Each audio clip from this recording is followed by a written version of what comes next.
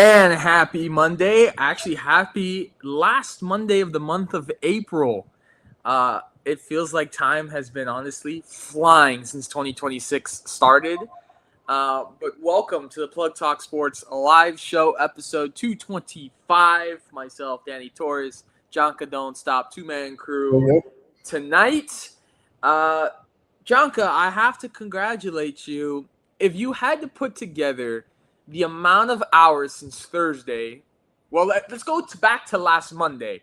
Let's include last Monday, NFL draft on Thursday, and then you had an NFL round 4 through 7 draft on Saturday. How many hours of streaming do you think you did in the last week? So we did from 7:30 till like 11 on Thursday. Yeah, And then I right about that.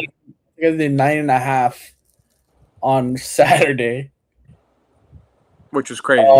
So I'm around like 12 to 13 hours in total in just a couple of days. And here we are, right back at it on a Monday. This was gonna be good.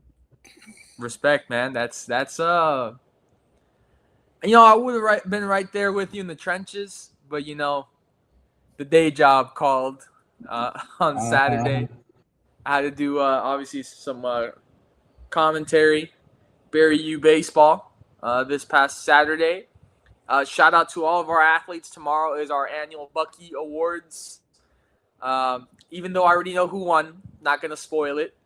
But shout out our student athletes you'll find out tomorrow who wins what awards. There's actually a best dressed award now. So in the last, obviously this is my third year. In the last 2 years, I've gone in the suit, right? But it's very hot, Jonka. It's very hot outside. And so I said, this year I will not be in a suit, but I will be dressed very nicely. And, I had very strong urges to comment because I found out about these Best Dressed Awards through our Instagram stories this morning. And I was about to comment back. Obviously, I know who runs the account. I was about to comment back and be like, do commentators count? So and I'm guessing they said no. No, I didn't write it. I didn't end up writing it, but we'll see. My man. I think when I get all cleaned up, I think I look pretty good. So we'll see tomorrow. We'll see tomorrow. I'll compete against the rest of the guys and all of our sports teams. That is, of course, if I'm not disqualified, since I am the True, very true. We'll see, and I'll be giving you some interviews with the winners. So that's gonna be fun. 2 more things before we get into it, Jonka. I will say I had a chance yesterday afternoon to go watch Michael, of course. Oh. It is the Michael Jackson movie, which, Jonka, in all of this, it's very cool and interesting that the person playing Michael Jackson is Jafar Jackson, his nephew. And I'm not going to lie to you, Jonka. This guy got it down I can't even explain to you. Like, there's been videos, I'm sure you have seen them, of side by side of actual Michael and Jafar. He got everything down perfectly. And it was a fantastic movie. Obviously, Michael Jackson's my favorite artist of all time. Legendary. It was a fantastic movie. I urge you guys to go and watch it. And there is a second part coming out to it because it starts. It starts. I'm not gonna ruin too much, but it starts in the '60s when he grew up being part of the Jackson Five, and ends in 1988. So yeah, it'll probably pick up from the '90s with the first child molestation accusation that he had, all the way to his death in 2009. So, uh, very fantastic movie. And then the final thing I want to say, uh, I wanted to say because believe it or not, Jonka, we are members of the media. Uh, and I will want to say that I'm very happy that everyone who was part of the White House Correspondents' Dinner, which is a dinner obviously for the media, is okay and safe after Saturday. Obviously, if you guys do not know, uh, there was an attempted assassination uh, at the White House Correspondents' Dinner at the Hilton Hotel in Washington, D.C., trying to kill the President of the United States and some of his top people in his cabinet and his administration. There was a manifesto that was left behind, and he said that he just wanted to kill as many people uh, as he wanted. There was at least 2,000 people from the media in that room, including Stephen A. Smith. Which I'm not gonna get too political, but I do want to say that I agree with him that he said if this is called the White House Correspondents' Dinner, why the hell is it not in the White House? Obviously, the White House cannot currently fit 2,000 people of the media inside of it, but they're trying to build a ballroom for those purposes in a very secure, obviously, probably what you would say the most secure building in the world. Um, Yeah, yeah, I mean probably. now you can't now you have the evidence to back up why you want to do it. I mean, Jonka, you were there. Yeah, now you have the evidence. Jonka, you were there with me over the summer for my birthday. I mean, I think you saw how secure the place is. You had Secret Service walking all over the streets near the White House. Yeah. There's no cafe, there's no bathroom, there's nowhere you're walking into where they don't got you in every corner. There's no Yeah. way. Um, I'm not. But you think I'm crazy? You think I'm exaggerating? No, I'm not. I'm not kidding you. Every single lobby to bathroom to restaurant to cafe to whatever store you're talking, you think you're talking about, there is somebody in there ready well, we to were get just taken. drinking. Do you remember we went to our favorite spot, probably like a Yeah, block away at the Willard Hotel, and we were yep. just in there having coffee, and here comes three Secret Service guys with their Lock AR and loaded, rifles. bro. Yeah, They were ready to go, bro. they had ARs walking into the, and they were just getting coffee, and they're like, "Hi," and I'm just like, oh, "This guy's locked and loaded." But yeah, it is a very secure place, probably the most secure building in the world. So yeah, I kind of agree there that you would figure the White House Correspondents' Dinner would be at the White House. Um, but anyways, that's enough in news. Let's talk NFL draft. There's an article that we put out today on our website www.plugtalksports.co. You guys can check it out about the draft grade for the Miami Dolphins and each one of their picks. We'll start with the Dolphins. Look, I think all in hindsight, it's almost like a music album, right? When someone first drops a music album and you listen to it right when they drop it, you're like, eh. But then when you give it a little bit of time, you're like, wow, it's kind of settling on me. But Yeah, I'm not saying that about the Dolphins. I think that many Dolphins fans were upset with the picks that they made. Um, I personally think the best pick that they got was Jacob Rodriguez. Um, they had a chance to get Ruben Bain Jr. Passed up on him. They had a chance to draft Caleb Downs, uh, but accepted a trade with the Dallas Cowboys and didn't draft him but you look at all the names that they drafted, and there are guys, they're not a win now type of scenario. They are guys that are an upside of a couple years from now when they fully develop. That's how the Dolphins draft was painted out. Um, there's just a lot of major issues that team has that they needed to address. I think that they draft a lot of guys that are very physical and very big.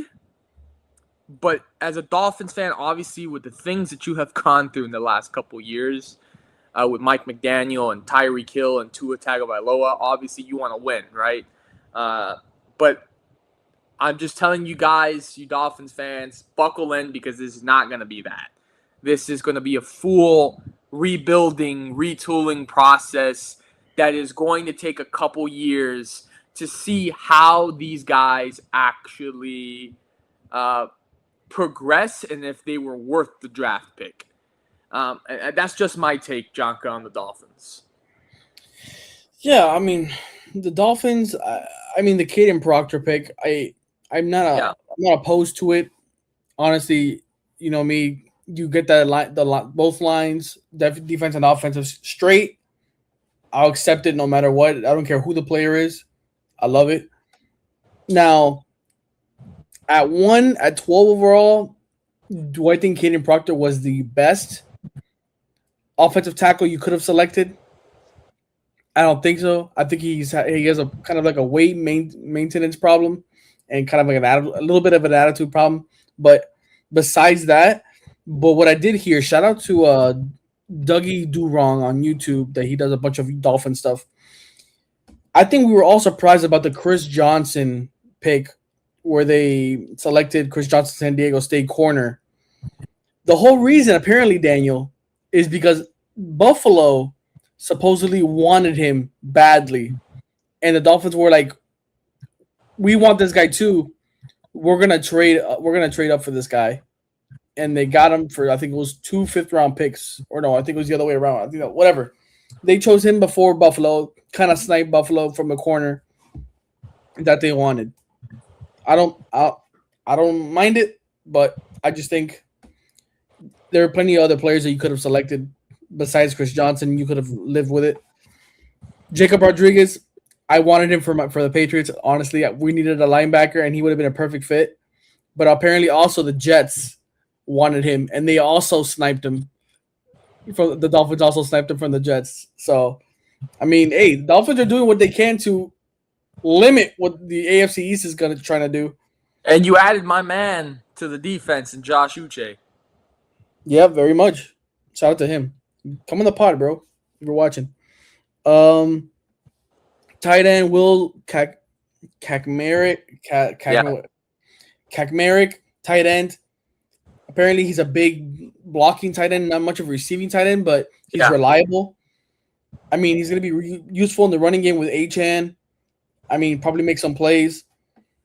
But I personally think this is the best pick they could have made, which I wanted, which is wide receiver Chris Bell from Louisville. Yep, I knew you were going to say that. I wanted him, Daniel. You don't understand. You don't understand this. Even when he played my Canes here in Hard Rock Stadium, the moment he caught a ball and he ran for those yaks, I knew instantly I needed this guy on my team. I needed him on my team, and the Dolphins selected him. But what made me a little bit more psycho, Daniel, is that they chose him at the 30th pick of the 3rd round, but they picked up Caleb Douglas, wide receiver from Texas Tech. Yep. At 11th pick in the 3rd round. So 19 picks before Chris Bell. Before Chris Bell. I don't know what that purpose was, to be honest. Maybe they wanted extra receivers, but you could have picked up Chris Bell. And do you think anybody was going to pick up Caleb Douglas by then? I don't think so. Because there were plenty of other wide receivers that were available that were above Caleb Douglas. But honestly, I'm not going to hate on it because they're really good receivers. But I think another big one is Kyle Lewis, the linebacker out of Pitt, which is another one if I couldn't get Jacob Rodriguez, and the Dolphins picked up both. Oh, and also I don't know if you know this, Daniel. Apparently Jacob Rodriguez is shadowed or being trained by Zach Thomas, Dolphin legend, and Jordan Brooks, who's a current Dolphin right now, probably the best defensive player on the team. Also went to Texas Tech, so there's a Texas Tech connection right now in the Dolphins defensive room. So I mean, overall, it's growing on me this Dolphin draft, but I just got to see it progress. I need to see. I don't think Hayden Proctor is going to be the guy. That's just me. But everybody else, I don't mind it, honestly. Everybody else I like except for Hayden Proctor. Let's take a look at some of the positions here that I'm taking a look at. Quarterback room right now for the Dolphins: Malik Willis, Cam Miller, Mark Gronowski, and Quinn Ewers. That's the quarterback room. It's all right.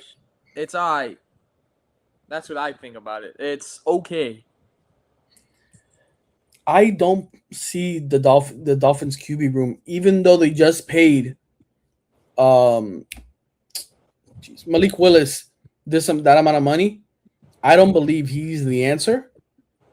I don't believe he's the future for the Dolphins. I just think he's the Temporary. the interim quarterback for the team. Yeah.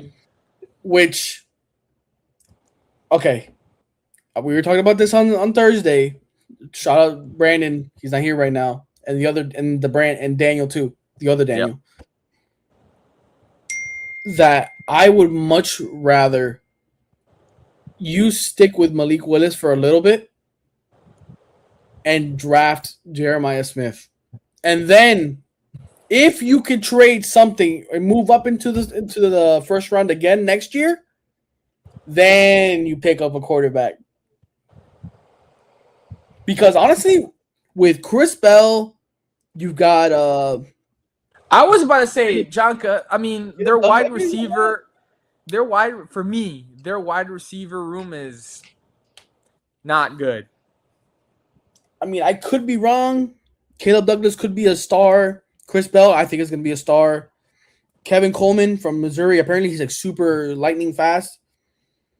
I mean, if Chris Bell hits and you draft Jeremiah Smith next year and you pick up a quarterback, whoever it is that you think is going to be your future, I think that's set. You have your tight ends from this year. Maybe draft another receiver if you have to. But I'm not hating on it. Your receiver room, Dolphins receiving room right now is Tutu Atwell, Chris Bell, Romello Brinson, Kevin Coleman Jr., Caleb Douglas, AJ Henning, Terrace Marshall Jr., Donovan McCulley, former Cowboy Jalen Tolbert, Malik Washington, Taj Washington, Theo Reese Jr., and that's about it. We got two Washingtons, Jalen Tolbert, who was the number 2 option, by the way, in Dallas. All of these guys, besides the new draft picks, are all neglect. They're all neglected wide receivers that were just like, all right, you know what? You're just going to be our fourth or fifth option. Yeah, bro. Like, you were not the first thought, which is kind of like depressing. I don't know. I wish Brandon was here because Brandon is the Dolphin guy. I would like to ask him who do you think was going to be the breakout guy for the Dolphins? I'm looking at the defense right now, and my goodness, that's a bit. Who do you think is going to be? Well, we're talking about offense or defense? Defense. Who do you think is going to be, or it could be both, whichever one. Who's going to be the breakout guy from this draft class?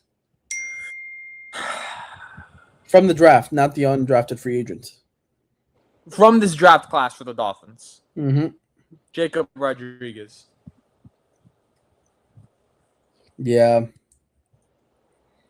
I think it would either be him or Michael Taff Texas, the safety.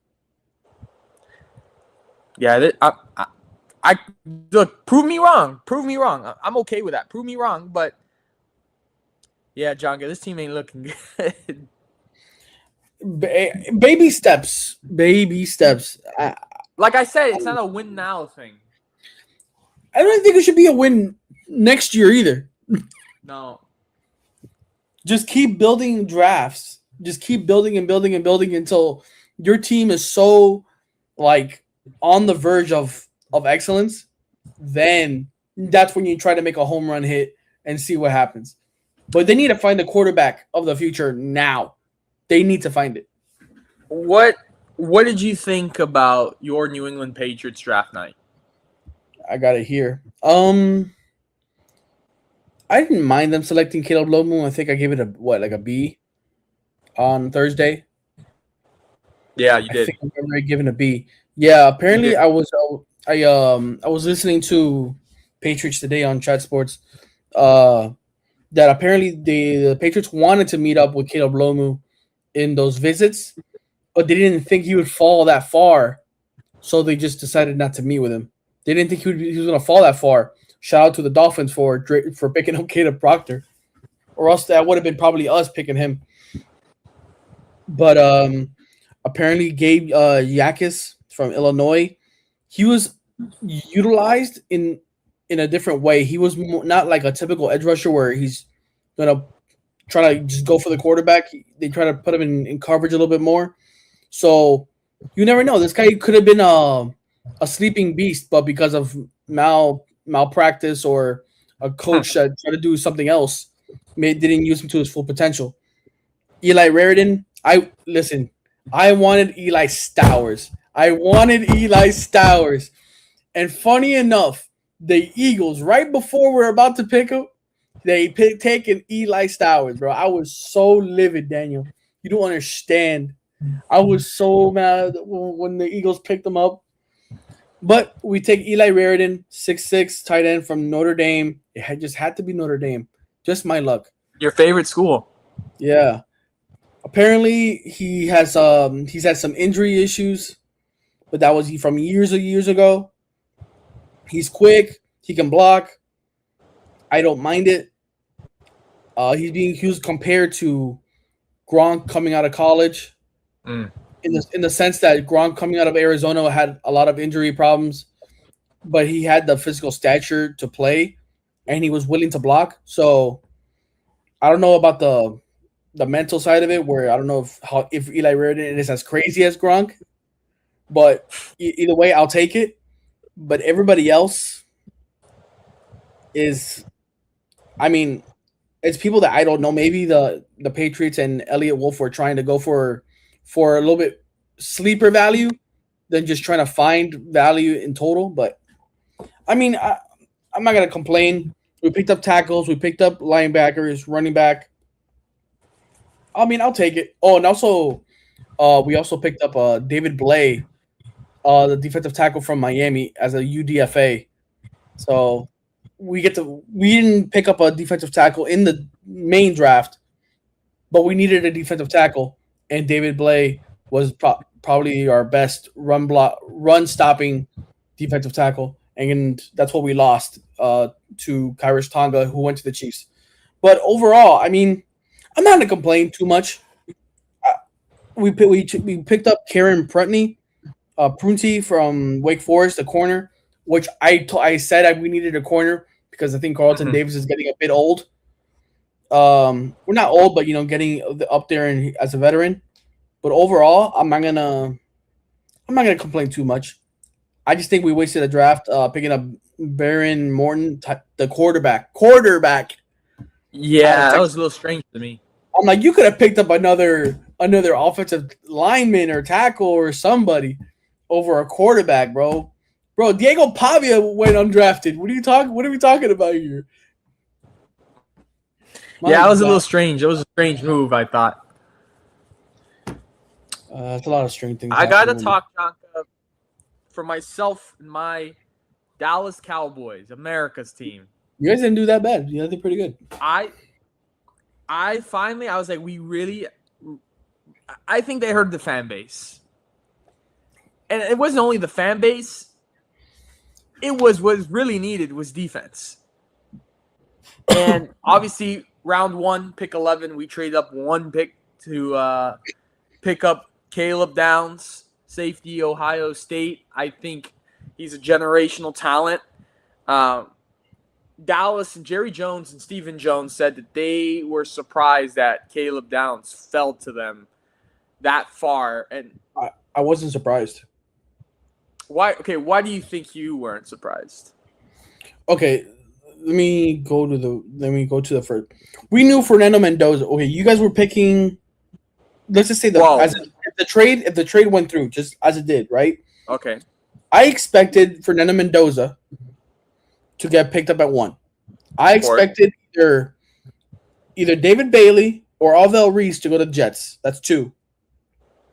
I expected either Maui Noah or David Bailey or however the players think to go to the Cardinals. Titans were not going to pick up Caleb Downs. There's no way. Now the thing is, the Giants. I said if the Giants don't pick up Caleb Downs is going to fall a little bit. And there go the Chiefs. They pick up Mansour Delane, Sonny Styles, Washington. Browns could not. They had no way. There was no way they were going to draft Caleb Downs because they literally lost the entire starting offensive line in free agency.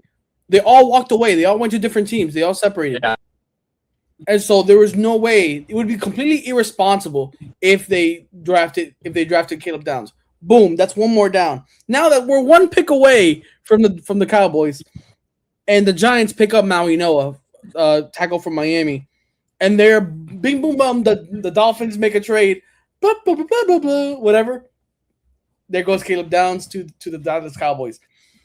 I'm telling you, I think what made the difference was Jeremiah Love going to the Cardinals, Cardinal Tate to the Titans. Yep. And I would say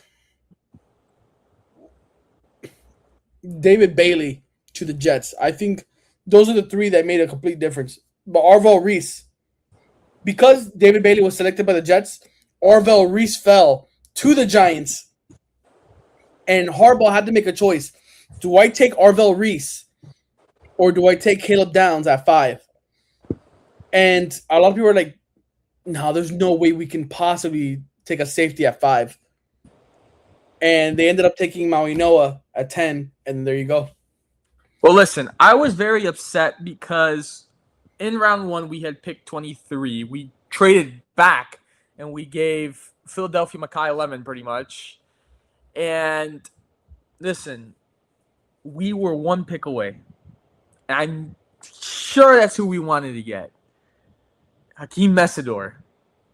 I'm so sure inside. I'm so sure that's who Dallas wanted to get. And the Chargers and McDaniel sniped them, and I was pissed. Pissed. And we end up going with Edge, Malachi Lawrence out of UCF.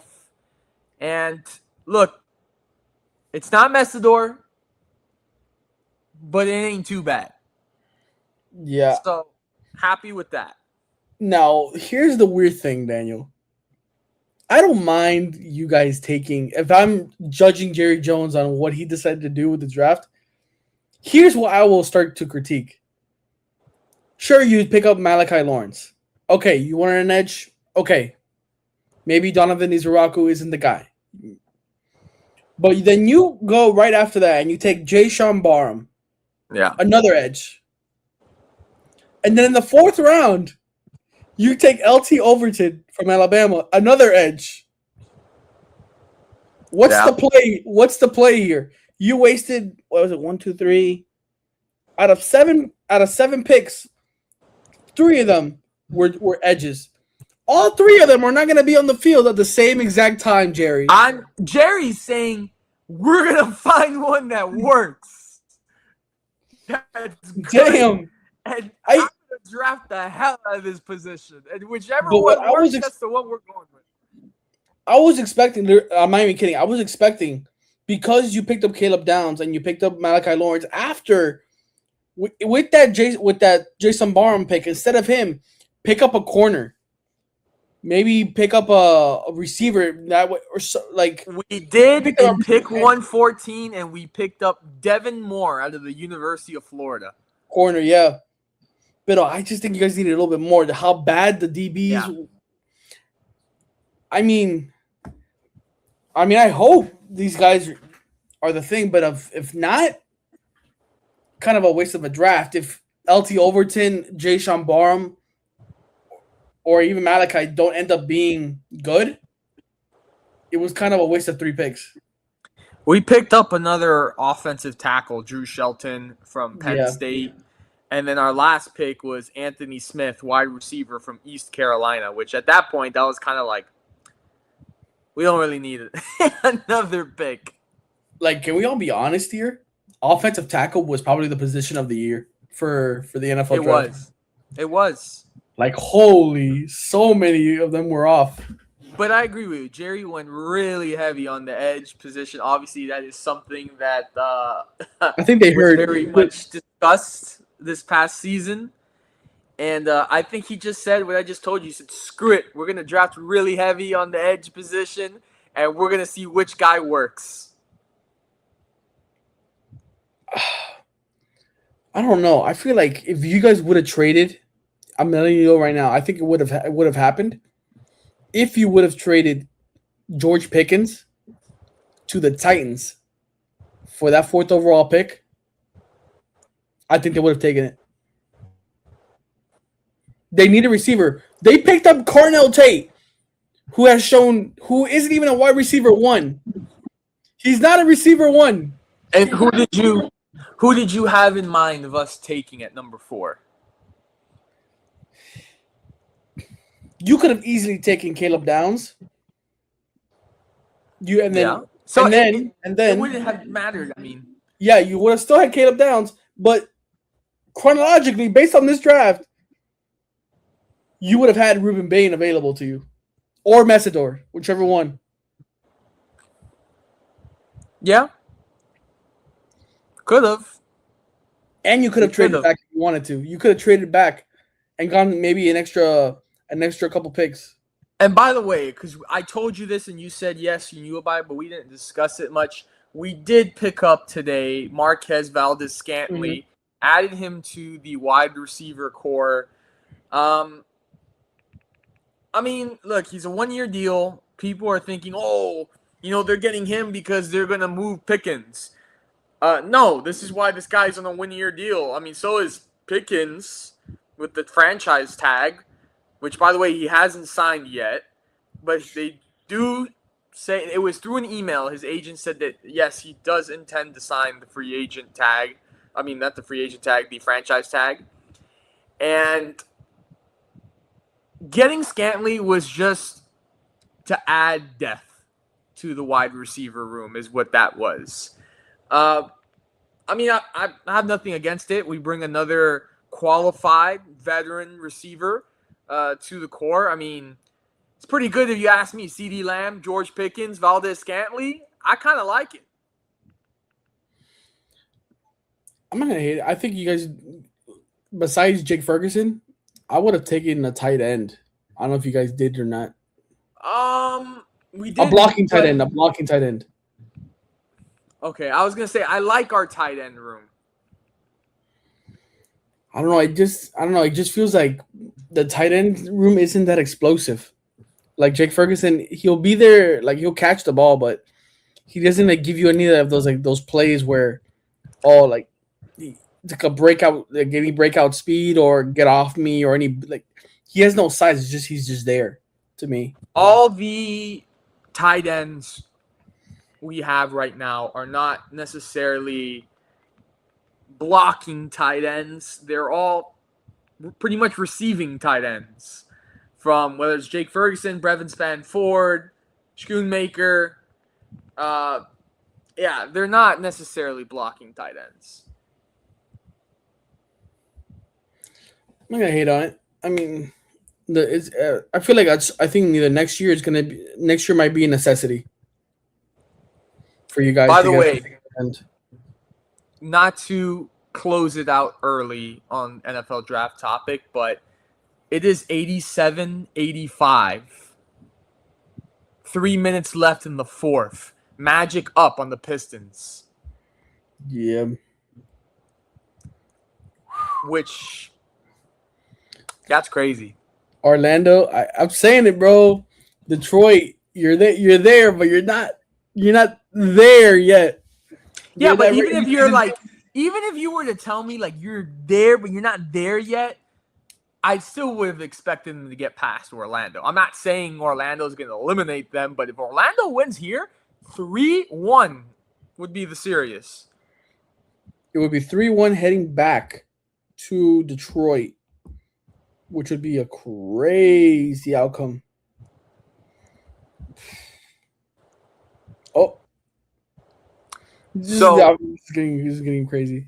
I was gonna say, we're done. We're done. You good with NFL draft? You want to move into this game Hey, cast? we can still talk about it even between the damn game casting. So We're we're gonna gonna have go. We're gonna go into game cast because this is very tense right now between Detroit and Orlando. How are you watching the game over there? I'm gonna be just like the viewers gamecast, because the NBA loves to have different services for different games. One day it's Prime, one day it's Peacock, one day it's ESPN Plus. Well, it's on NBC right now. Oh yeah, but I mean my room doesn't have any like a TV right now, so I'm gonna do what I can. Let's see, where is it? So it's still 87-85. Junkin, you know what this reminds me of? This is giving me Detroit's the 1 seed, Orlando's the 8 seed. This is giving me Miami and Milwaukee vibes all over again. Could very well be. Honestly, it could very well be. If you know what I'm talking about, 1 seed, 8 seed, Miami Heat taking on number 1 Milwaukee Bucks. This is what that vibe it's giving me. So obviously, yeah, we're waiting on this game to finish because then after we'll have Timberwolves and Nuggets, which got a little feisty the other day between Jokic getting upset. Yeah, that was Jokic didn't have to get that upset, but it was kind of a disrespectful. It's the unwritten rule. Yeah, I mean that was kind of uncalled for. Maybe he just slipped his mind, and then all of a sudden you have Jokic on your like on your tail, about to like smack you across the head.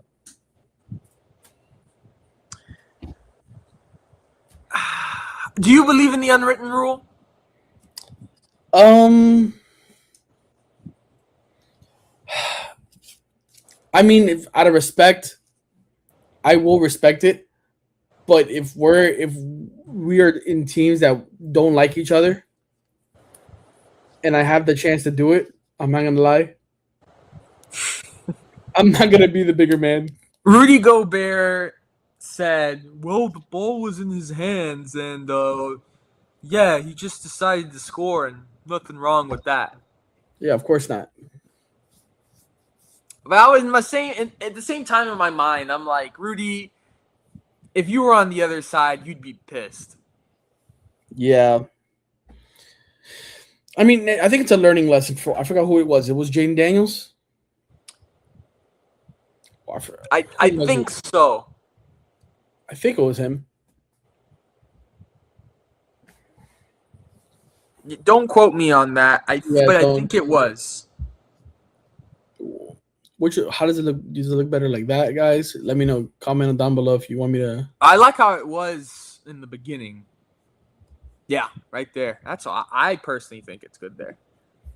Okay. Yeah, but that Saturday, bro, that Saturday stream, shout out to everybody that joined.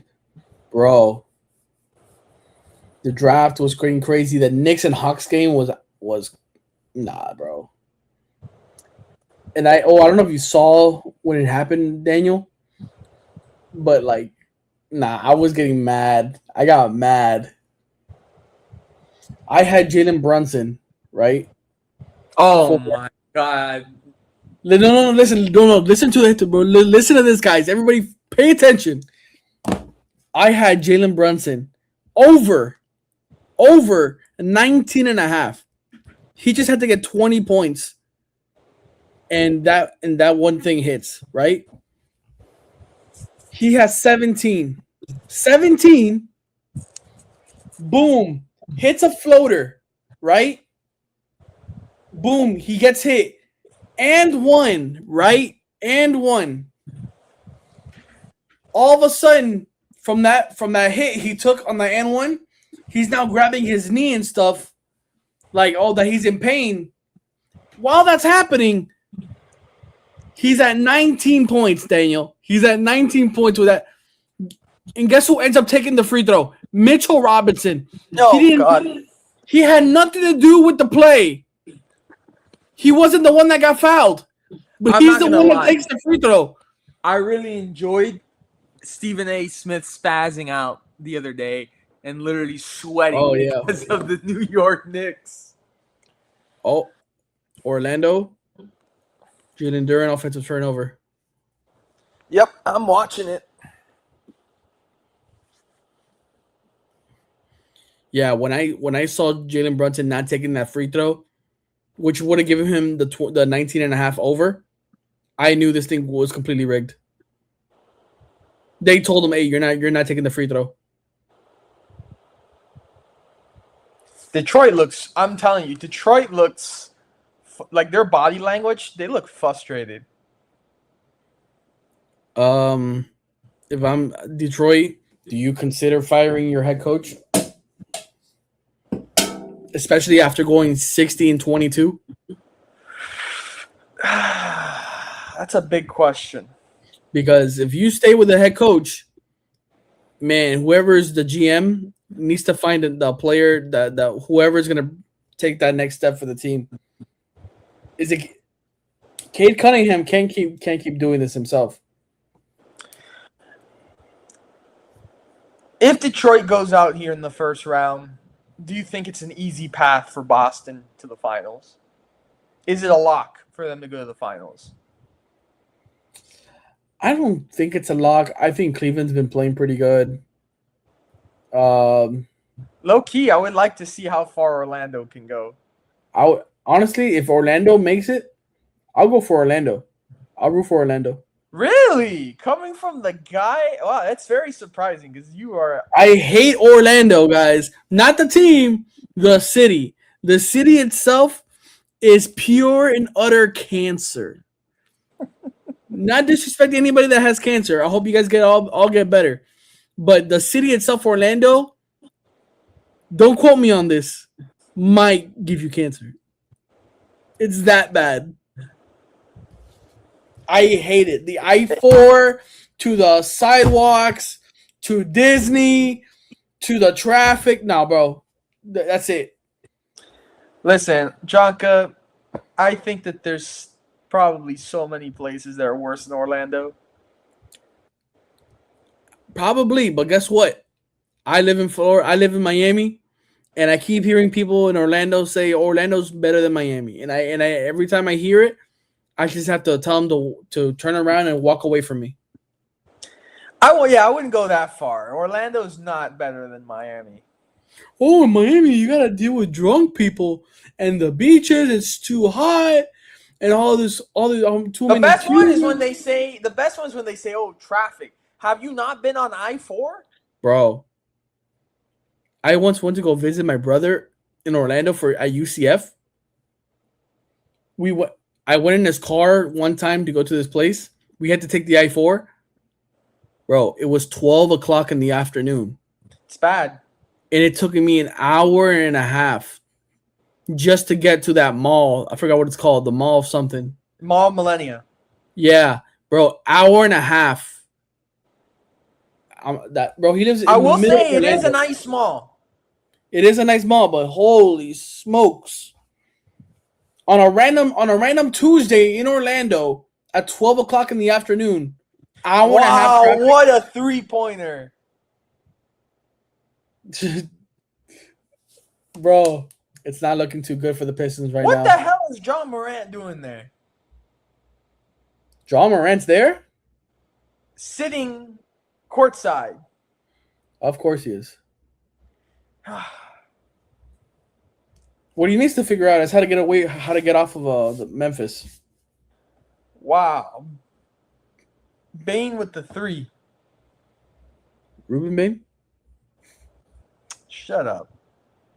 No, it's Desmond. Yeah, man. I think Orlando's taking this. The one I really want to see is the Nuggets and Wolves game, bro. That's gonna be such a good game. You think the Nuggets make a comeback? They could. They very well could. Dante DiVincenzo within the first minute tears his Achilles, and then Anthony Edwards, yeah, with a bad landing. Yeah, that was Jokic needs to step up this time. He hasn't played that well. Well, This I series, don't think. Yeah. I was gonna say that. but today might be the day. But that could be a problem though, because now it's like, okay, we know as a team we don't have Anthony Edwards and we don't have Dante. Now our focus is focus a lot of our energy on stopping Jokic as much as possible. Wow, Jamal Cain is in the game, former Miami Heat player. Bro, it feels like anybody from the Miami Heat, bro, ends up having a more fun experience away from us. Wow, what a block! Oh yeah, I was gonna show you. Look what I picked up. I went to a card show in West Palm. Picked up like a LeBron James, Asia Wilson, out of $3.99. You're gonna like this one, Sophie Cunningham. I do like that one. I got a Bronny James rookie yellow purple color match. Thought it was cool. Thought it was nice. All right, Do you know who Sarah Ashley Barker is? I do. Yeah, they picked her variation card. So. So they fouled. Who did they foul? Banchero. And funny enough, look, I found it. Some guy that I always see at the card shows. It was Kimi Antonelli secures first Formula One victory. Tops now. Way. Tops now, baby. Let's go. Yeah, it's race week in Miami. And then I found 2 numbered Dan Marino cards. Remember when we had that whole debate with Brandon and Blake of Troy Aikman and Dan Marino? I still defend it with my life. Yeah. Two more Asia Wilsons, numbered. And then, for anybody that's watching right now, I am selling this Nikola Jovic autographed Panini 1 card. So if anybody is interested, you know where to find me. Jonka Don't Stop. Message me down there. All right, and then I picked this one just for fan purposes. It's Paige Bucher's rookie blue laser variation. Yeah, WNBA is in preseason right now. Yep, I think it starts this weekend or Wednesday or something like that. All right, so Orlando's inbounding. Yep.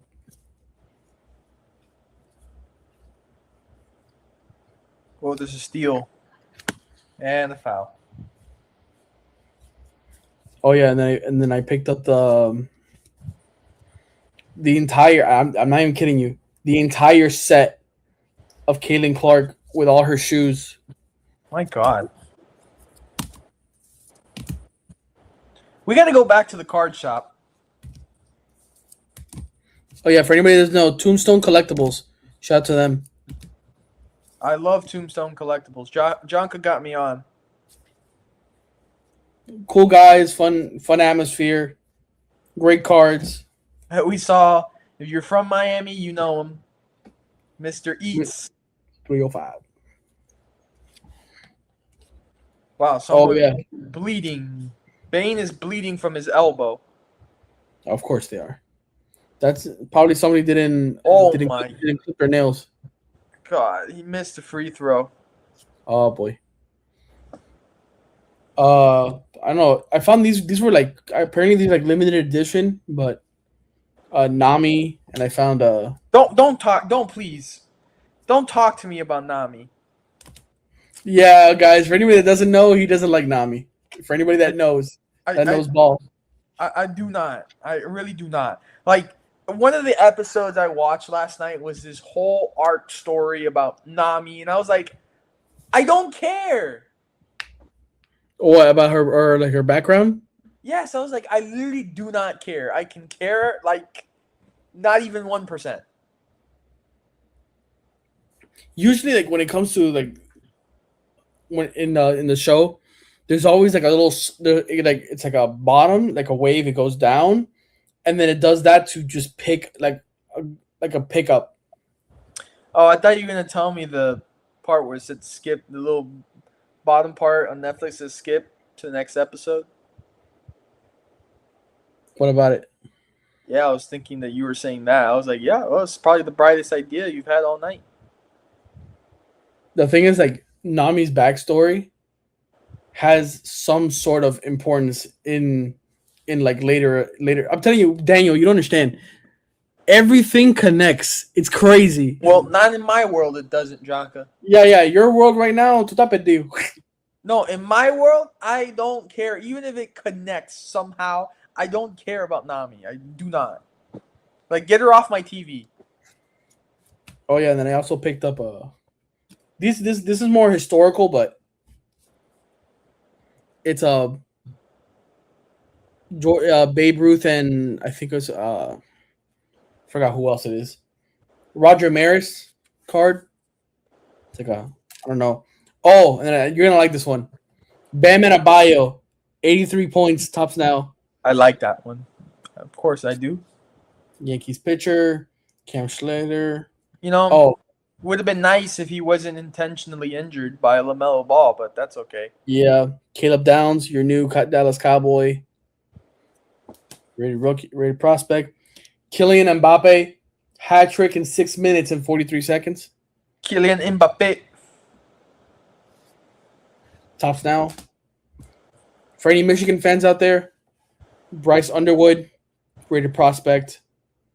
Wow, that's an air ball, an offensive foul on Detroit. And then the school card when Babe Ruth pointed he pointed where the home run. It's like reflective. I don't know if you see it. I see it. Yeah.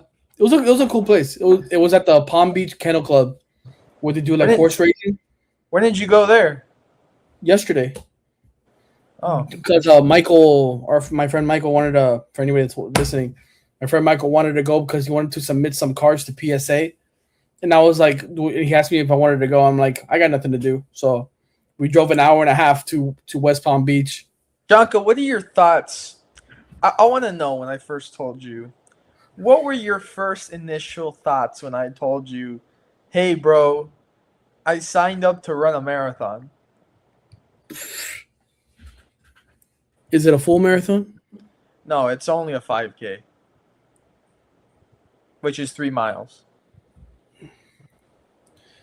I'm like, enjoy your walk.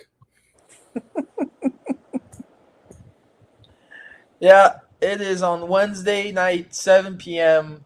at Bayside. It starts at Bayside. When? Sunday? Wednesday. Wednesday. Oh, whoa. In the Wednesday morning? 7 p.m. PM, yo. Yep, it is Aston Martin Formula One team with Celsius. They'll have the car there, free merch for those who signed up to do the run, to do the marathon. And yeah, I'm very looking forward to it. Thursday night, it is race week here, so lots of events. Um, Unfortunately, I can only make it to 2 events this weekend for Miami Race Week due to work scheduling. Obviously, tomorrow is one I really wanted to go to. Malbon, the golf brand, at their store. Jonka, actually, you went to that store with me. Mm-hmm. They're having a Formula One pop up there tomorrow, but I can't obviously the Bucky Awards. So then we're doing the marathon Wednesday. Thursday, I'm actually going to see you, Jonka, because I'm going by the restaurant, but I am going to the Audi Formula One house in Wynwood. Gabriel Bortoleto, driver for Audi, is going to be there on Thursday night. DJ, obviously live music, drinks probably. It'll be nice. Obviously, fortunately, Friday and Saturday, I say unfortunately because it lands on Miami Race Week, but have to work Friday and Saturday. But if not, I would have definitely attended more events. But that's okay. Only 2 this week in Miami for me. But it's okay because I know come November, I'll get to experience full race week in Las Vegas. So, excited for that. Oh yeah, dang! I don't know if you know, but we're doing well, not we, but like the JD Sports is doing a party or like a feast for friends at Enriqueta's. Feast for friends at Enriqueta's, okay? Yeah, so an after hours kickback, a food, family, and cafecito. Find yourself here. Have a bite on us. May 2nd from 4 to 7 p.m. So for anybody that's in the area, so you want to come visit me on Saturday from 4 to 7. I actually, yeah, I might be able to. And there you go. The Orlando Magic have officially won the game. They have. It's final. Yeah, I And might now be able to do that on Saturday. it is time. Nuggets and Wolves.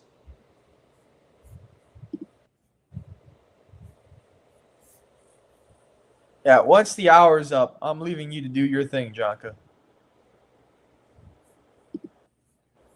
Okay. You're the expert at this. This is, by the way, I know we shouldn't have this conversation on here, but did you happen to hook up our TikTok to our account here?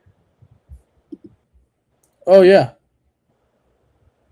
I tried trying to see if I can connect TikTok live to the StreamYard, but you needed a stream key, and you have to have like a certain, I don't know, I forget. TikTok, it gives it to certain users. I don't know how you even get it. So yeah, don't even worry about that.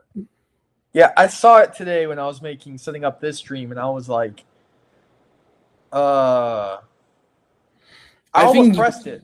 you can try. You can always try to press it, but I don't know how it would come out or how it would look on TikTok at all. But you need to download TikTok Live Studio and like set it up in a certain way. But it's whatever.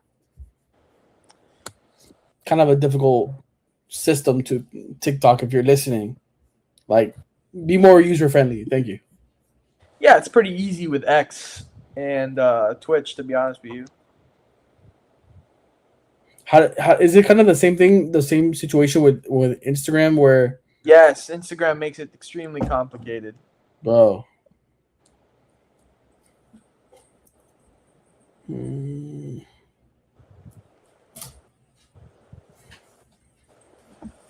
Yeah, this is gonna be a good game coming up. I think if the Nuggets win, I think they can gain momentum in this series. Forgetting momentum, they might take it because I mean, there's nobody that can answer. There's no defense anymore, or no shooting either. No, yeah. I think it's very unlucky for Minnesota what's happened to them. If I'm Anthony Edwards, I don't know if he signed an extension with them or not. I'm out of there.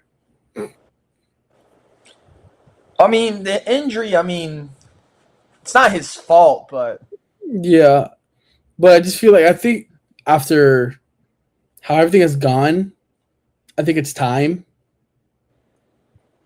they had I think their moment was that series against the Dallas Mavericks.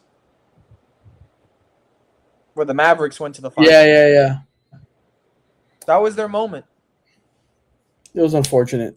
Same thing with Chris Paul and the Phoenix Suns in the finals against the Bucks. That was Chris Paul's moment. Maybe Devin Booker's only moment too. Devin Booker, he probably won't ever make it to the NBA Finals again unless he moves to a different team. But he's not because he signed the extension. So, yeah. Cheers. Well, Jonka, my time is up. I now leave the folks of Plug Talk Sports in your hands. Do with your magic. Do with what you will. For myself, Danny Torres, I am out. Have fun with Jonka, and I will see you guys soon.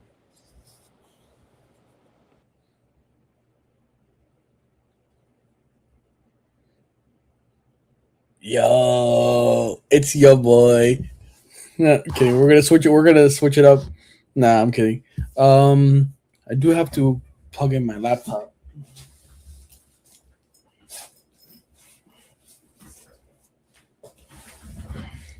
Welcome to Jonka's room.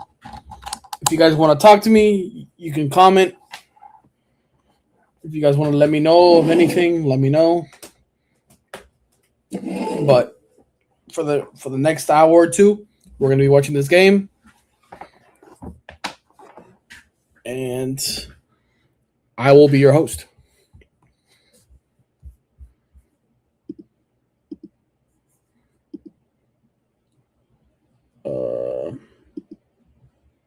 Yeah, that's better.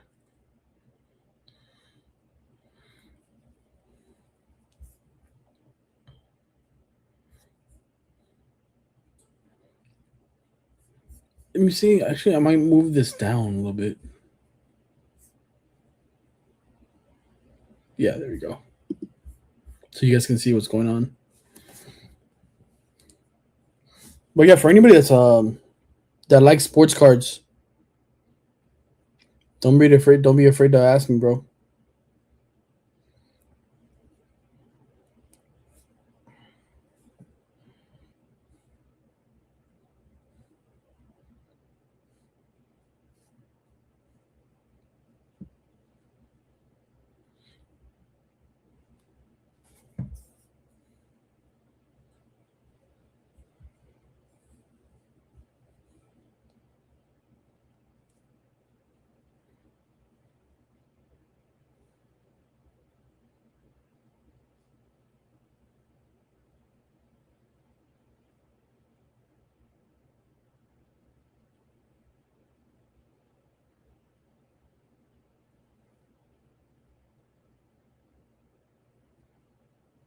Guys, can we actually know dead ass? Can we talk about college baseball and how the NCAA refuses to rank the Canes? Like it's absolutely ridiculous at this point. They do not rank the Canes. We've had 6 straight series victories, and we are not in the top. We have better records than a lot of the teams in the top 25, and for some reason, we're still not ranked. It's really it's pissing me off. I'm not gonna lie.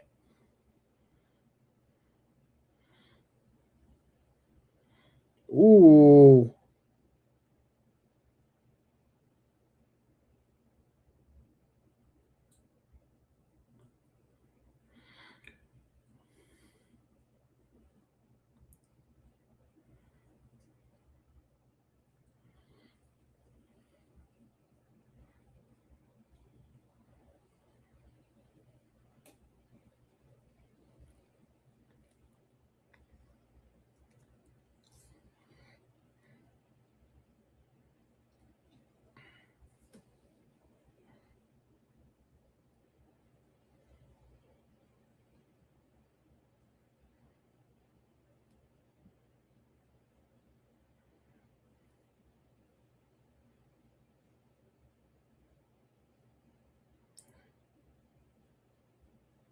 But yeah, guys, if you have nothing to do on Saturday, From 4 to 7, JD Sports is gonna do a party at the restaurant.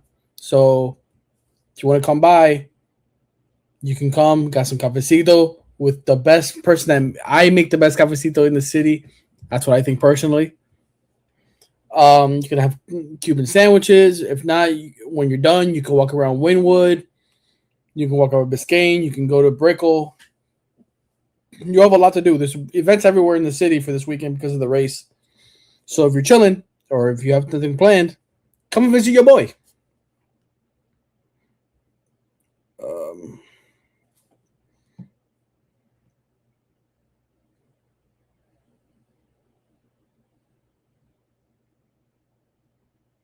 nice. Um, According to SB Nation, the 2027 NFL mock draft, they're saying that Dante Moore to the Dolphins, Arch Manning to the Jets, Julian Sayin to the Cardinals, Jeremiah Smith to the Browns, Colin Simmons to the Titans, Dylan Stewart edge to the Saints, and Ryan Williams to the Raiders. I don't know if I can defend that, to be honest.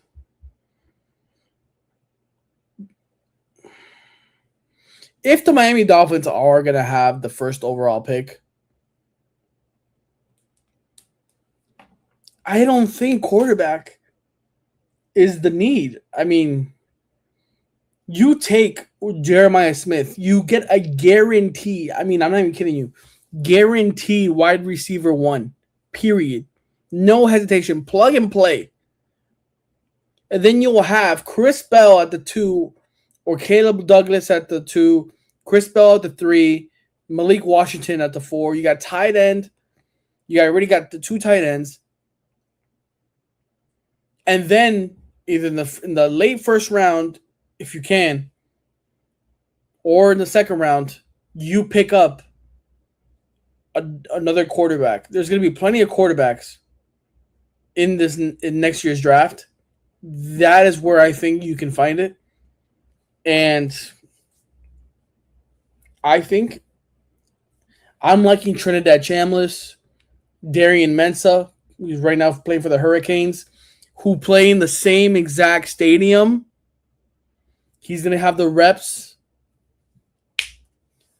He has an arm. He can escape. Hey, Darian Mensah, he's accurate as hell. So shout out to him. You guys never know, bro. You never know. But besides that, I mean, you got Sam Levitt if you want Sam Levitt, but I think you got Arch Manning, Dante Moore, Julian Sayin, you got Darian Mensah. Let me see. 2027 NFL mock draft. Yeah.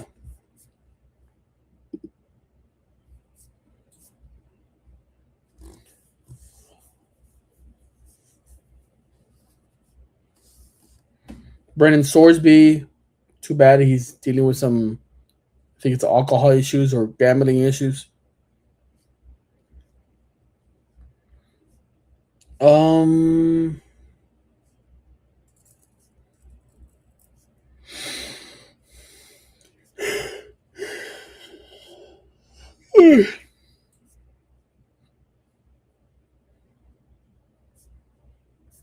I want to know the quarterbacks available. Who are the quarterbacks available at this time?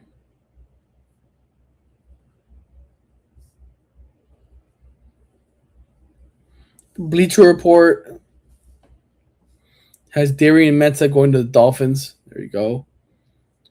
All Access Football has Jeremiah Smith going to the Dolphins. Yard Barker has Jeremiah Smith to the Dolphins. Fantasy Life has Jeremiah Smith to the Dolphins. Pro Football Focus, Jeremiah Smith to the Dolphins. SB Nation, Dante Moore to the Dolphins. Sporting News, Jeremiah Smith, Dolphins. Fox Sports has Arch Manning to the Dolphins. Okay. Um, NJ.com has Jeremiah Smith to the Dolphins. Pro Football Network has Leonard Moore, corner from Notre Dame, to the Dolphins. NBC Sports Philadelphia, Dante Moore to the Dolphins at 2. CBS has the Dolphins selecting Jeremiah Smith. It's literally between Jeremiah Smith and Dante Moore at this point. But I understand. I can easily understand the whole thing for the quarterback. I get it. I understand it's the most important position. But man, are you gonna look absolutely stupid if you don't take Jeremiah Smith and your wide receiver room is booty cheeks. If the receiving room is still booty cheeks and you still draft a quarterback, you might have an issue. Plus, Malik Willis isn't that bad of a quarterback. Like, if you think that your quarterback is available after that second pick or for top 3 pick, you take Jeremiah Smith. Like, let's stop this BS already, guys. Jeremiah Smith has to be the pick. He grew up South Florida. I'm pretty sure he's a Dolphins fan, if I think correctly. He would love to come back home and play for the Dolphins. Man, do you know how crazy that would be? Finally getting to see Jeremiah Smith play at Hard Rock Stadium. We know Mario Cristobal has been trying to get Jeremiah Smith to play for the Canes since high school. And he ended up choosing Ohio State over Miami, which came down to a split decision in his backpack. But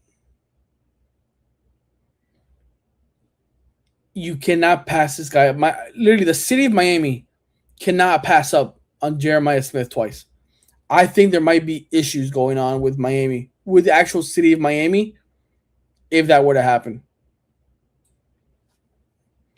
I think, honestly, the Miami Dolphins, will continue to have problems further down for years to come if they don't pick Jeremiah Smith with that first pick, depending on where they land. But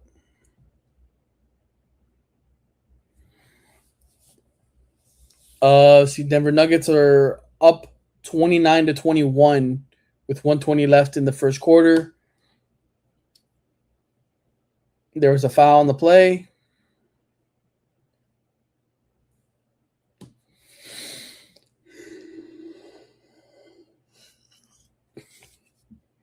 Man, I low-key want like chips or something.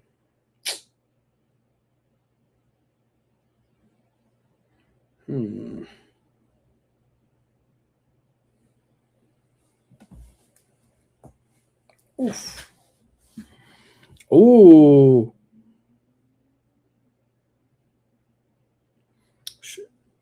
3-pointer. Oh. Looks like Denver enters back. Denver just has to keep away, man. Denver just has to keep entering whatever. Ooh. Oh, man.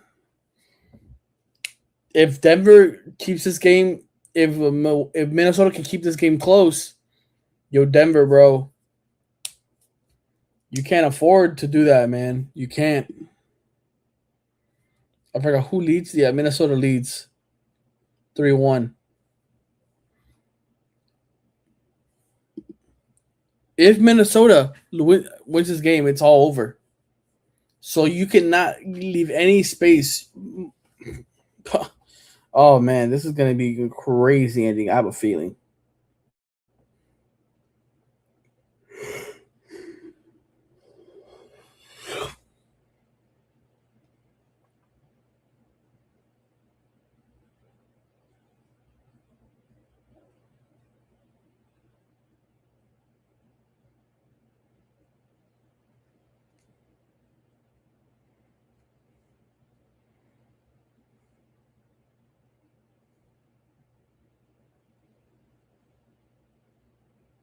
Um,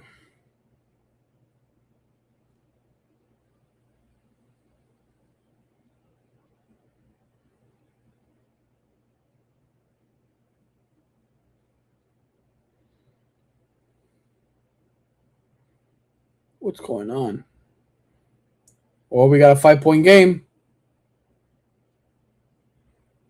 Oh man, we got a 5 point game.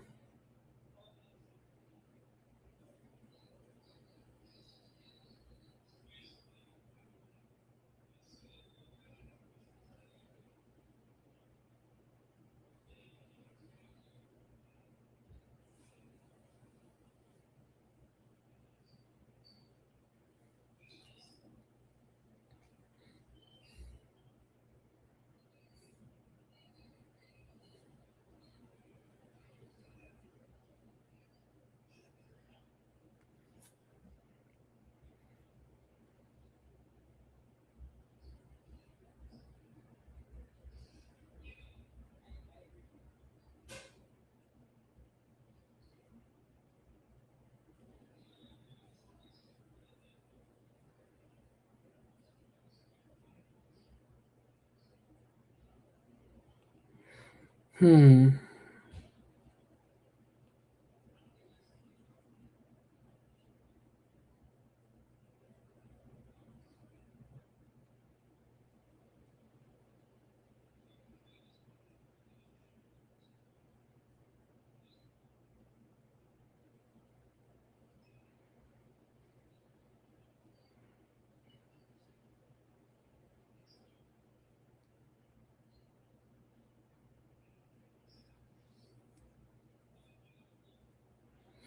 All right.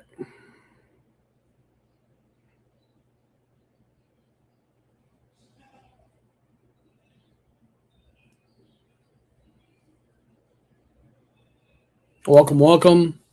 It's 34-29, end of the first. Denver Nuggets are up, but Minnesota is just staying there. They're just going at it. It's getting very interesting. If Minnesota can pull this off, the Nuggets are going home to Cancun, and it's going to be a very interesting outcome for who the Timberwolves have to play. I'm trying to remember who the Timberwolves going to play if they beat the Nuggets.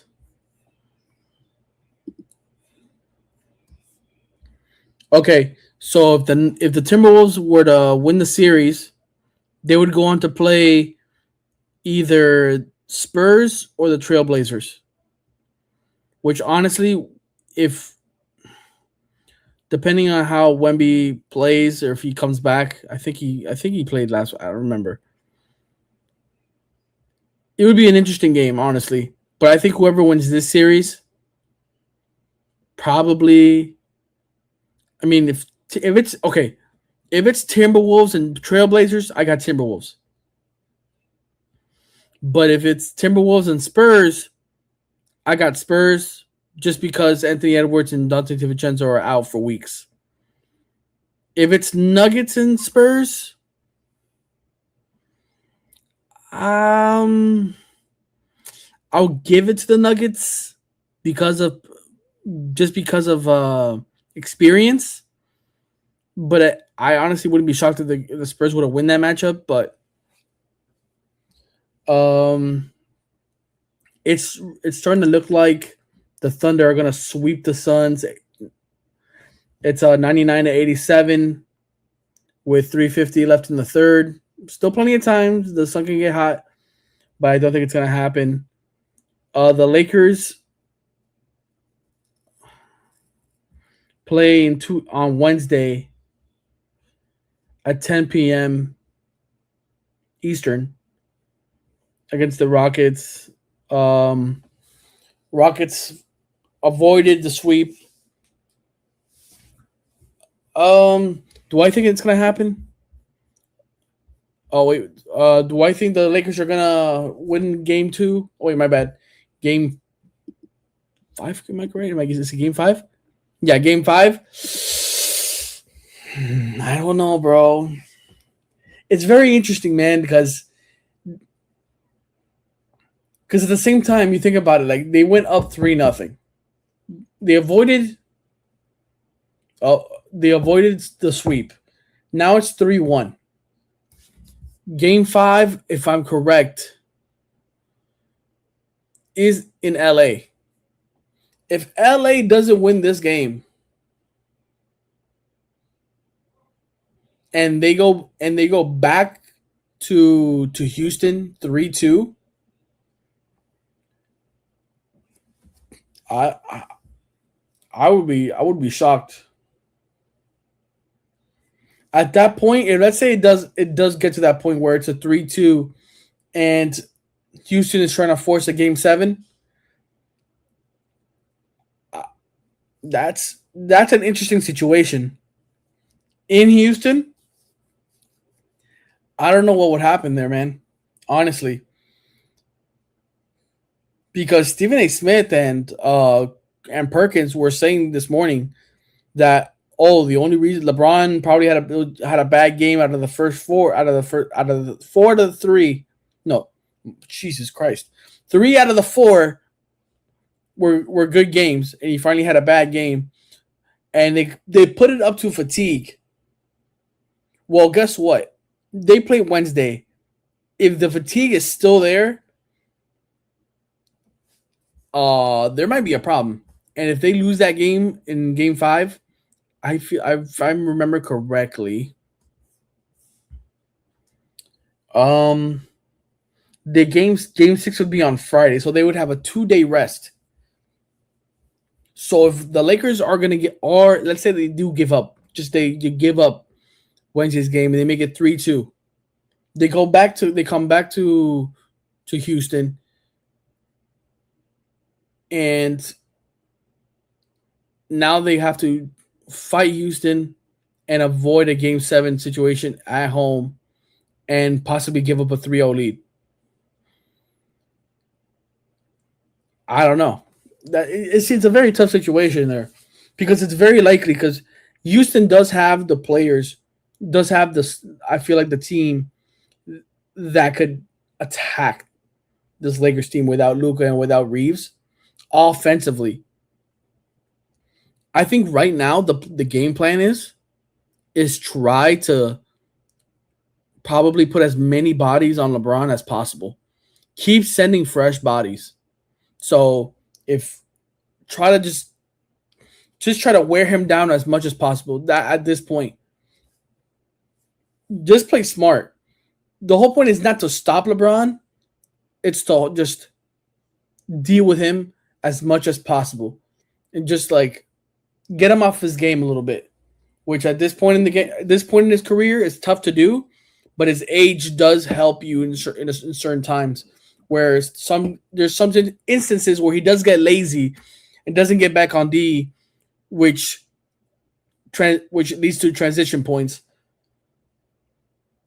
LeBron is going to have to pull this next one out of his ass because if the Lakers do not win this next game and LeBron, let's say, has another bad game and he looks like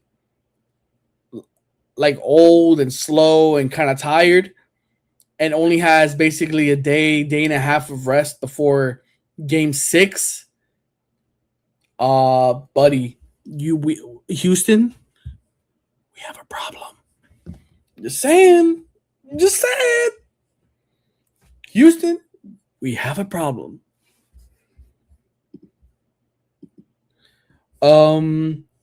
That game would be on Sunday. Yeah, it would be on Sunday.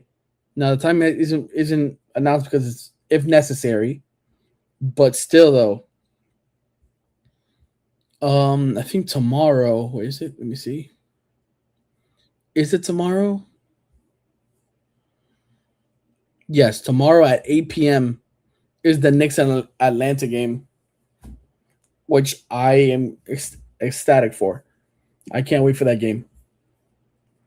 The Nuggets right now just don't want to give up that lead, but Minnesota continues to fight, man. Nuggets lead 38-35. Julius Randle misses a 3-pointer. Kyle Anderson offensive rebound.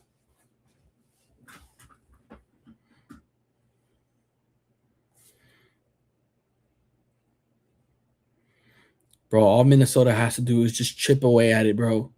Just stay there within striking distance, and then see what you can do, bro. Could there be another game, bro? What's that guy's name that had a crazy game last? The who had a crazy final game on Saturday? I'm trying to remember. Yeah, oh, Dosumu. Dosumu had a crazy game. That's what they need. Can Dosumu take over for Anthony Edwards and lead this team over the Nuggets? We shall see.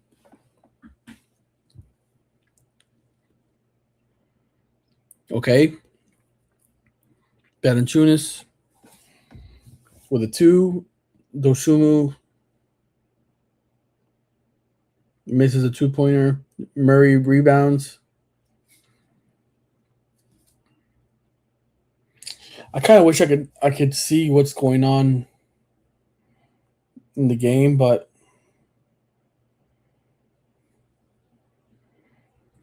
I would have to try to see if I can get Peacock, but I don't have Peacock at this time.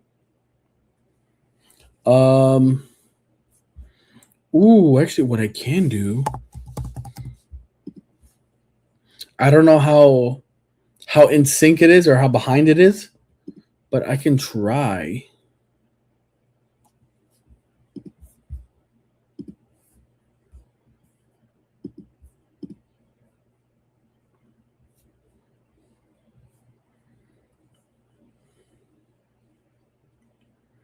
Okay, so it's just a little behind.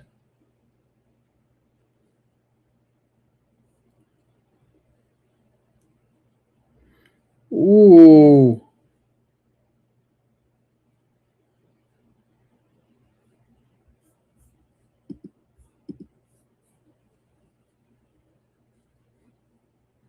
Okay. I was able to find the somebody casting the game. Let's see. Nas Reed with a miss. Jamal Murray with the rebound.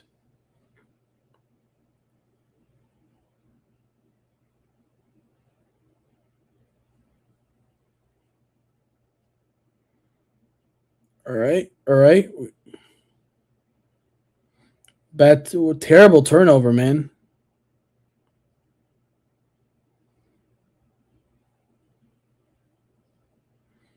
All right. That's a dunk by Valanciunas.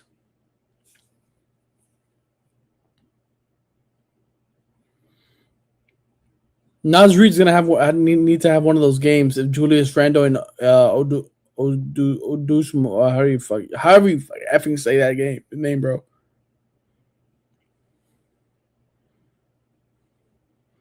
Randall. Oh, to Nas Reed.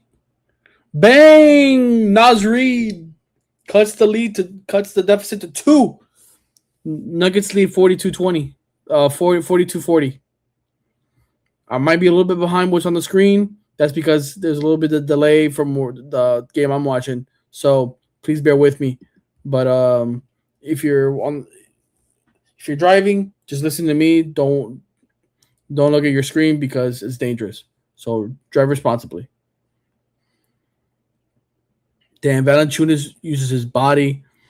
Great technique. Let's go. 44-40. Denver's up. Cal Anderson taking the ball down the court. Alley oop. Boom, right there. 44-42. It just seems like the Minnesota Timberwolves just won't quit. They're just little by little. They're just waiting for the Denver Nuggets to make a mistake. They're just waiting for them to make a mistake, and I'm loving it right now.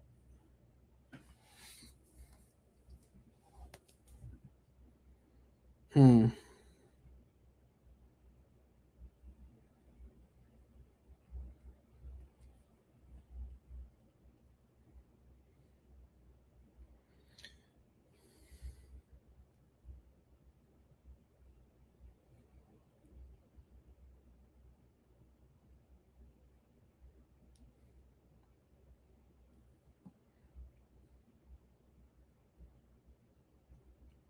All right.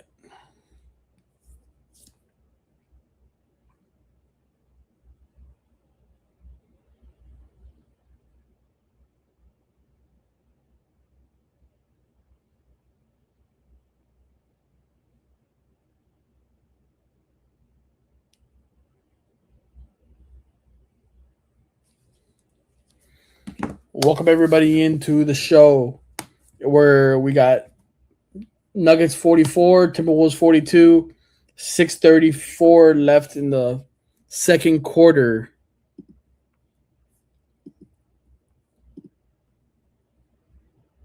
The Nuggets called a full timeout. Should be back in about a minute. But I hope all of you guys are doing really good right now. Hope you guys are having a safe drive back home from work, or if you're going to work, whatever you're doing, you're at lunch, you're at dinner. Hope you're all enjoying the stream. If you guys want more streams like this is like the second time we've ever done this. I did this the first time on Saturday after the draft. We had a great showing. It was the Knicks and the Hawks game, phenomenal. Fortunately, I wanted to do the game. What was this game? I don't know. I don't know what game this is. Game 4 or 5 for this. Yeah, this is game 5 for the Timberwolves game. But I wanted to do it, but unfortunately, I had not eaten that day, most of the day, besides the sandwich, so I had to go eat. But but I did want to give us Dante DiVincenzo towards Achilles. I'm like a minute into the game, so hope he recovers. And Anthony Edwards had a bad strain. I think it was a strain. From the video, it looked even worse, honestly. But he'll be out multiple weeks. So if the Timberwolves can somehow go on a run and give Anthony Edwards time to recover and get back in shape, that might be the best thing they could possibly do for Anthony Edwards at this time. But I don't see that happening unless somehow, some way, the Spurs kind of choke away the series to the Blazers, and the Minnesota Timberwolves have a kind of an easy path from to the second round, and through the second round they could just delay it and delay and just wait until they get to the conference final and possibly play the Oklahoma City Thunder. Yeah, it could be the OKC Thunder. It could be the Rockets, the Lakers. But I just think at this moment in time, I think it is going to be the Thunder. But we shall see. The Denver Nuggets hit a 3. Oh.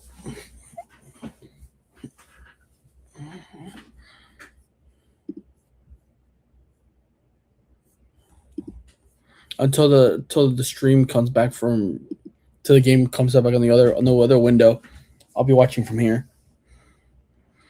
Bruce Brown, shout out to Bruce Brown from the U, baby, from the U.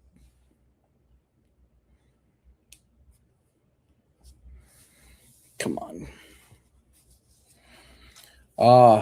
Another turnover by Minnesota.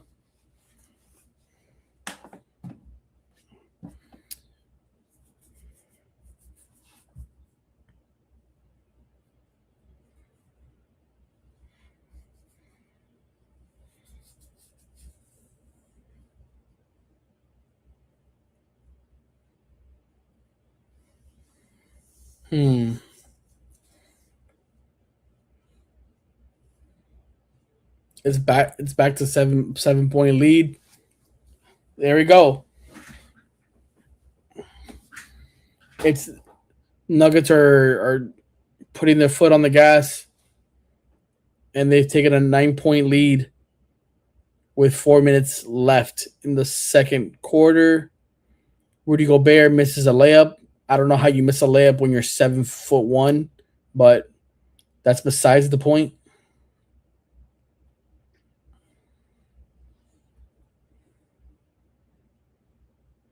I mean, I think a 3 right here would be nice for Minnesota. Or maybe get some free throws, slow the game down, get everybody settled in.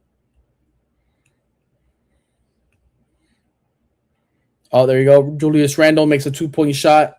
Mike Conley assists.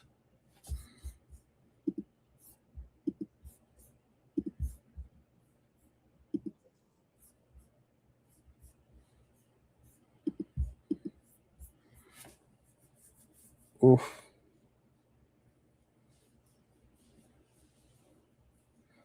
Oh man. Spencer Jones, 1 foot layup. Jokic assists. Back to 9.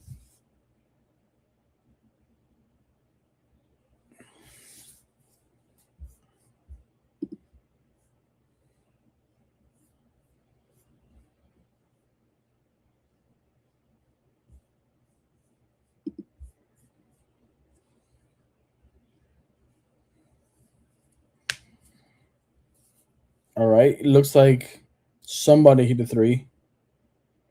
Both Thailand with the three. Nice.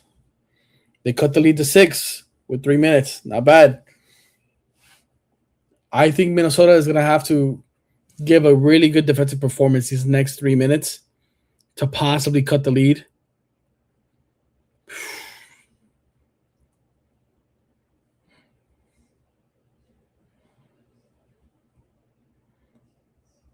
This is going to be tough.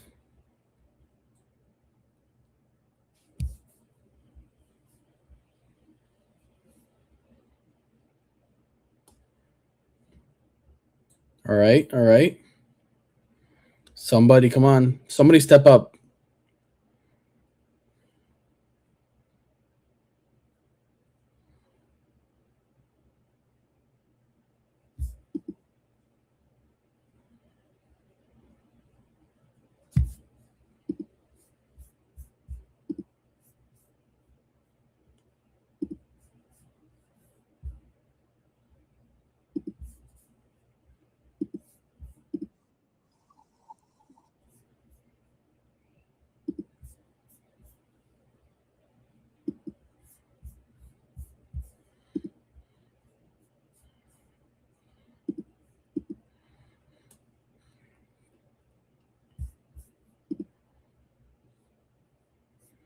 Come on.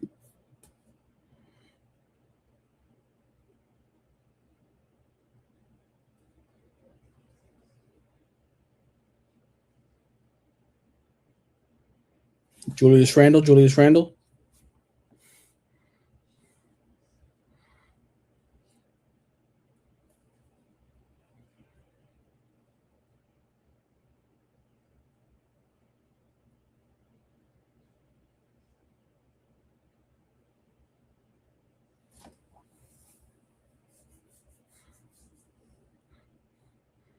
Shoot it. Mm.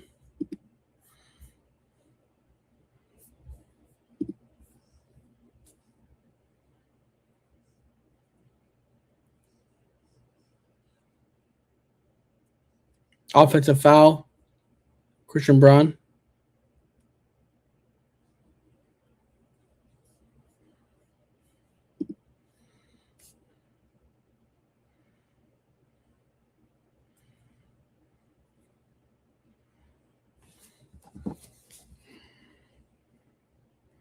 The Marlins are up on the Dodgers, guys. What? Bottom of the 5th.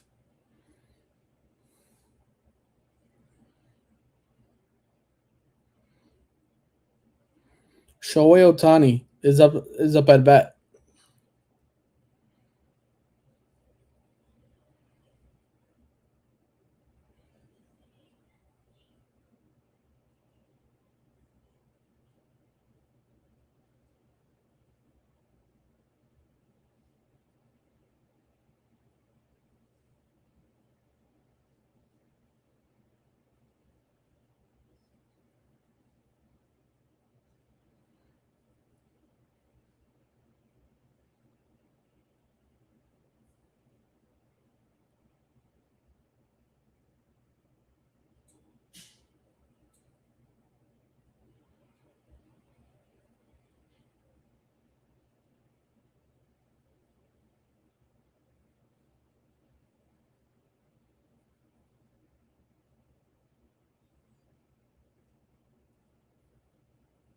Hmm. Right now it's timeout by the Timberwolves.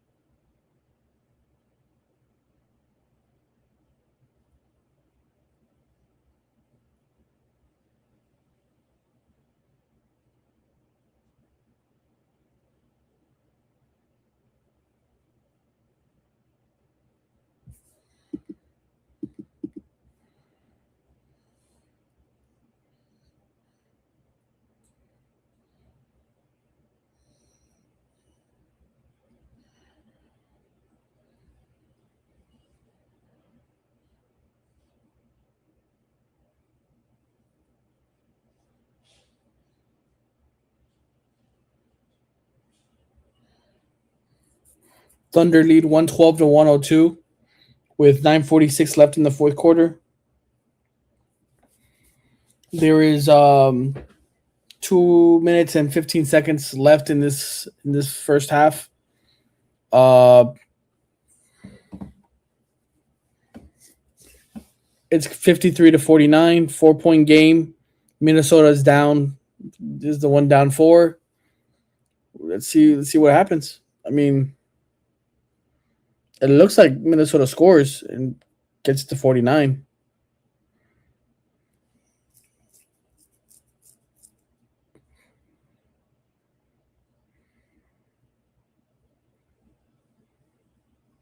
There you go. There, Jaden McDaniels, 8 point shot.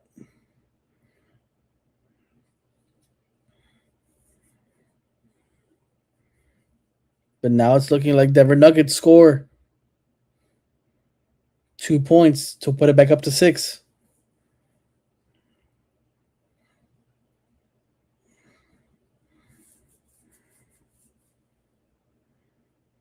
Yep, Cameron Johnson, 5 point shot, 5 foot shot. Bones Highland misses a three. Spencer Jones for Nuggets defensive rebound.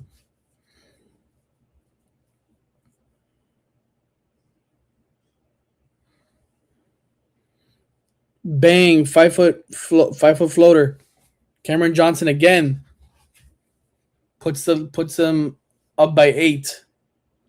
Nuggets with a defensive team rebound. You're going down the court.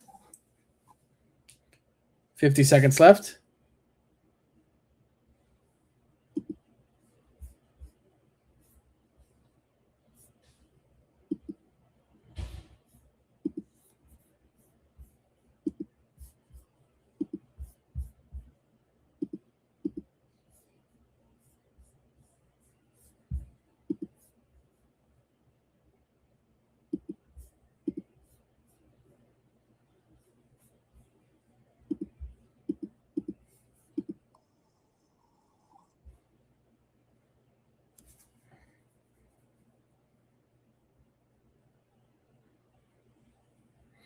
Cameron Johnson has 11 points right now in this game. And of course, Rudy Gobert has butterfingers and can't hold on to a ball because he's always trying to play. Jaden McDaniels, 2 point shot. Puts it 51-57, maintaining that little 6 point gap. Guys, I'm telling you, Minnesota is just staying right there.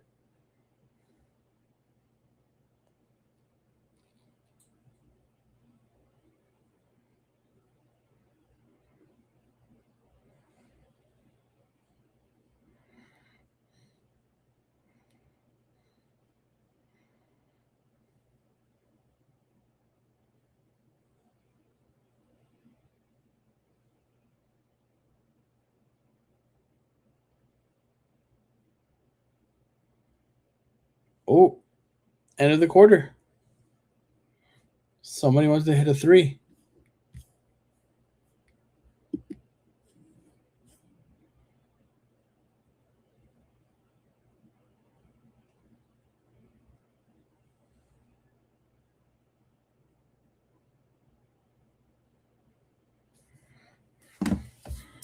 Um, Nikola Jokic, of course, 29-foot 3-pointer to make it 60 to 51.5. Man,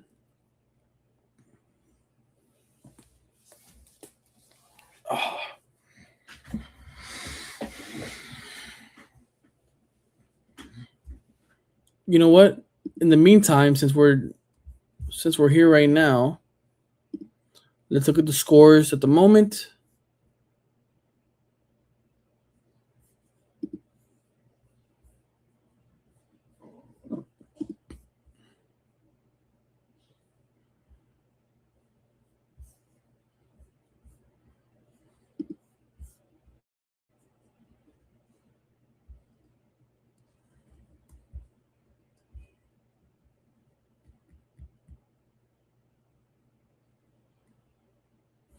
$10 game, 8:45 left.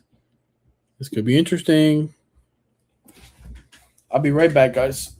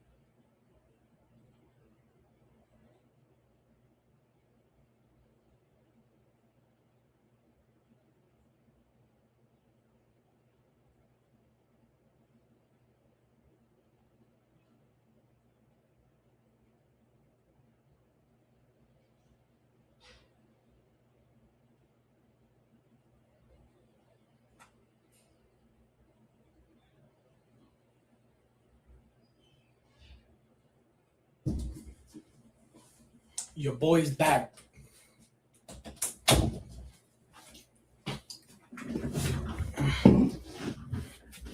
And of course, I come back and the lead is 12 now. That's hilarious.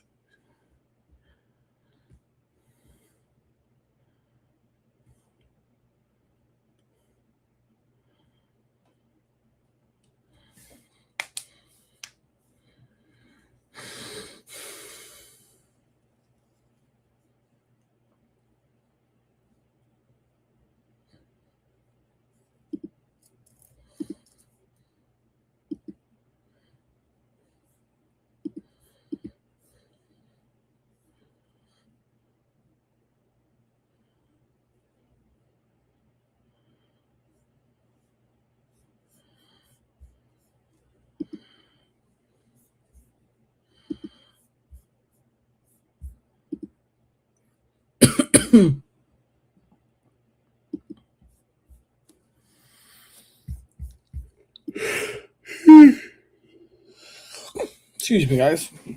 It's been a long day.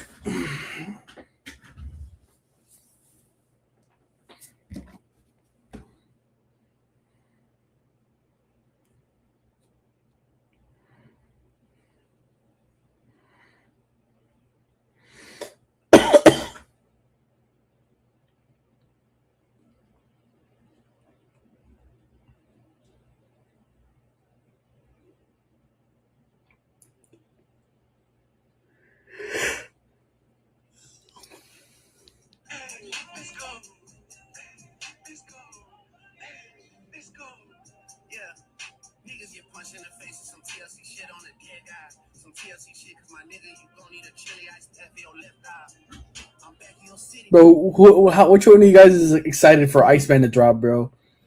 We need some music, man.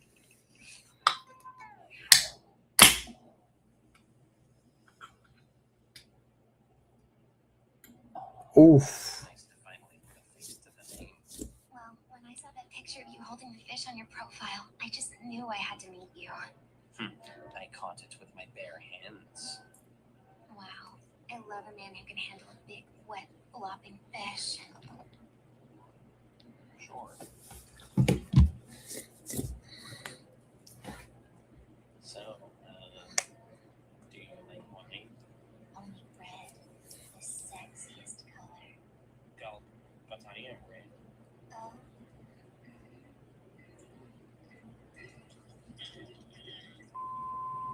Such a lovely night. It is. The moon is out. I like walking with you. Me too. Do you want to dance? Okay.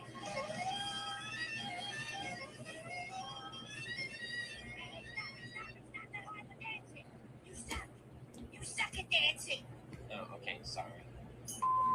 I've never met anyone like you. You're the first person to give me butterflies in my tummy. I like your tummy. Boop. Stop it.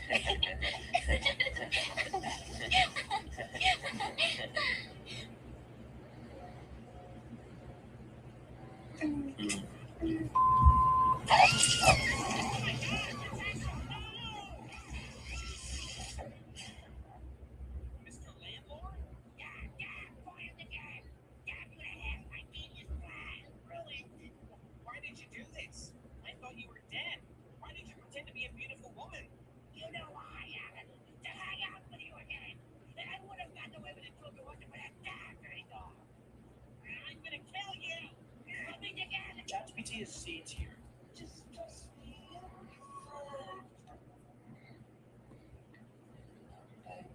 Chicago, I feel it.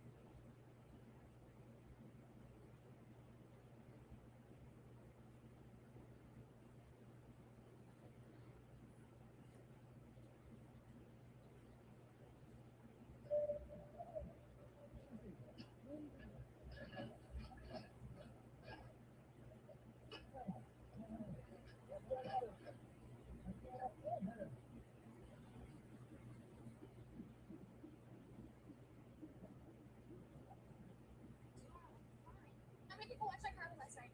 I'll check. That's weird. What's weird? Well, I'm trying to log into our iCarly account, but it won't let me. Did you change our password? No, she's still busy on website. Okay, wait, now it's not even. No way. What? We don't own iCarly.com anymore. Well, yes, we do. No, look, it says unable to charge renewal fee account closed. No, it automatically charges with your credit card every once we cancel that credit card. Man, we lost iCarly.com. Oh, what am I doing? Don't get it. Hurry. Someone else already bought it. Somebody named Amanda Valdez. Okay, there's one order. Go for it.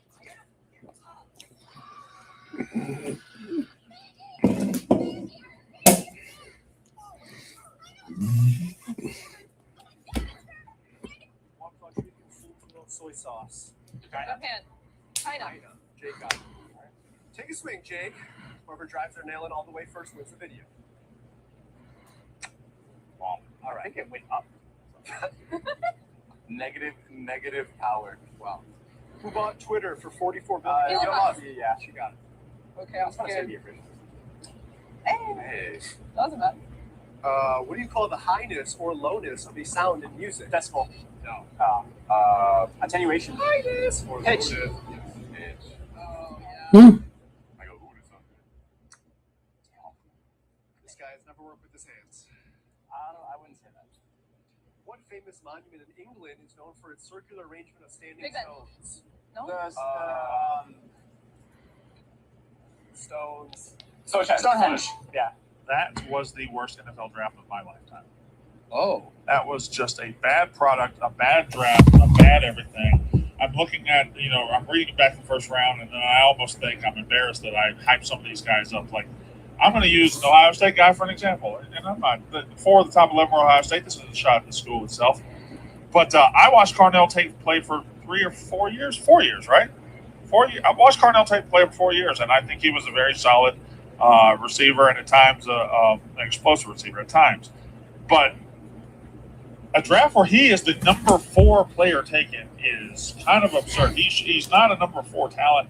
Now look up and down. There were a couple of teams that got really, like the Cowboys at 11 get killed down, so I think it's the best player in the draft. Is excellent. Ruben Bain at 15 $15. There's a couple of great picks there, but then otherwise, I think it was the draft can be summed up by the Steelers' first pick. The Steelers, it's 800 million people there.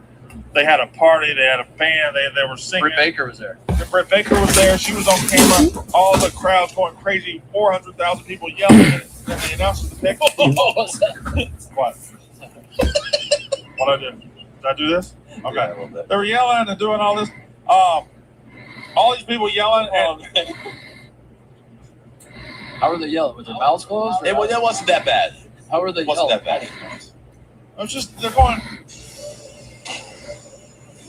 I can name 1 quarterback better than Jordan Love. I can name 4 quarterbacks better than Jordan Love. I can name 6 quarterbacks better than Jordan Love. I can name 8 quarterbacks better than Jordan Love. I can name 9 quarterbacks better than Jordan Love. I can name 11 quarterbacks. No, you can't. There's not 11 quarterbacks better than Jordan Love. Let's go. Can I get Matthew Stafford, Okay. Patrick Mahomes, Yeah. Josh Allen, Yeah. Lamar Jackson, Justin Herbert? Well, I don't know about that. No way. You would take Justin I would take Herbert Justin over Herbert. Yeah. No, I'm not going to use Herbert. There's no way you actually believe That's that. pretty crazy.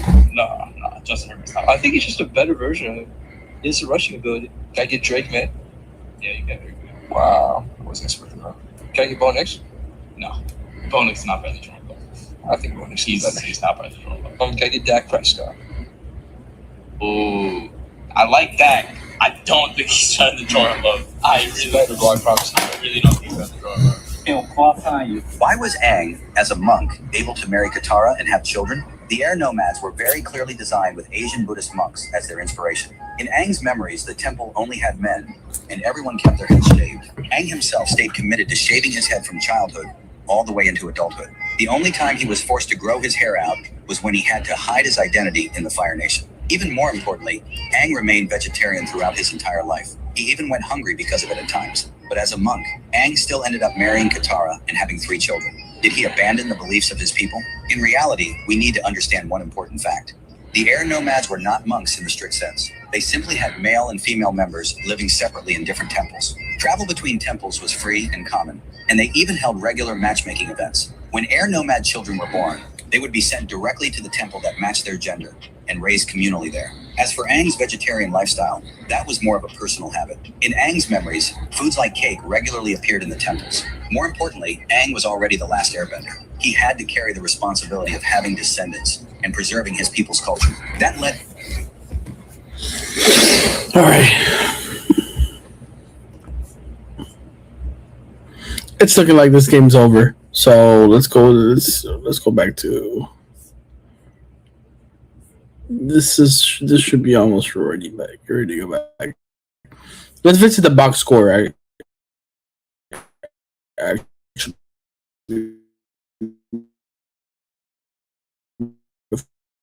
before we I don't know what's wrong with the Wi-Fi today. The Wi-Fi today is trash. 14, Jaden McDaniel 6, Rudy Gobert 0. I don't know how that pisses me off. You're 7 foot, maybe I think over 7 foot, and you have 0 points, only 1 shot taken, 7 rebounds. That's it. No, only 1 shot taken with only 7 rebounds. That's fucking ridiculous. This is retarded, bro. Mike Conley, 13 minutes, 4 points, 4 assists. Okay. Ayo. Funny enough, Ayo. Dosumu, bro, you need to step up. You need to step up. From that game you had last couple days ago to this the math ain't mathing, man. The math ain't mathing.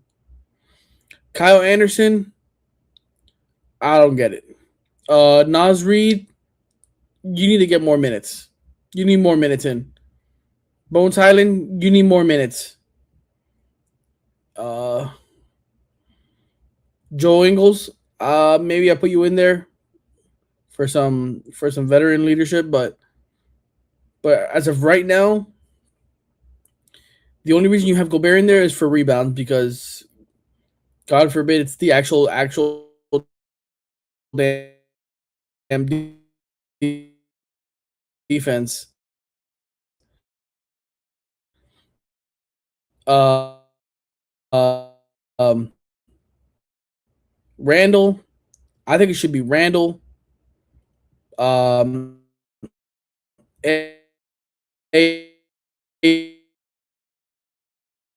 Ayo, Nas Reed, Bones Highland, and then we put up. It's 62 to 51.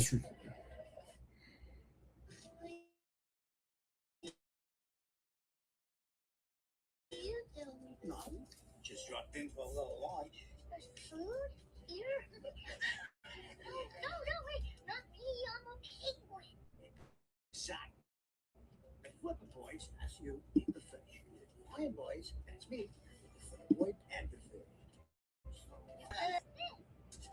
Yeah. Shut up. A little flipper boy asked me a perceptive question. A question like that, what does an answer? I got two words for you. Alien abduction.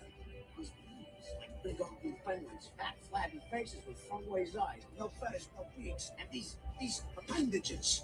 They probe me, they tie me up, they strap me down, they take this pointy thing and they stick it into me. And then I woke up.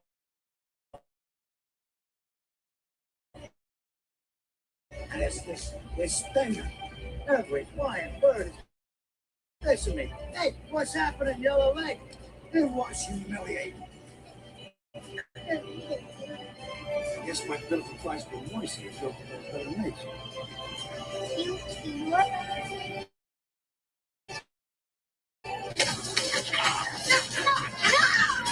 What you doing out there?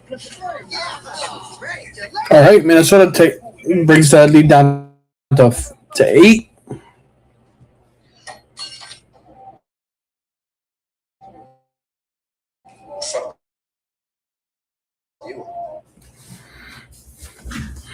All right.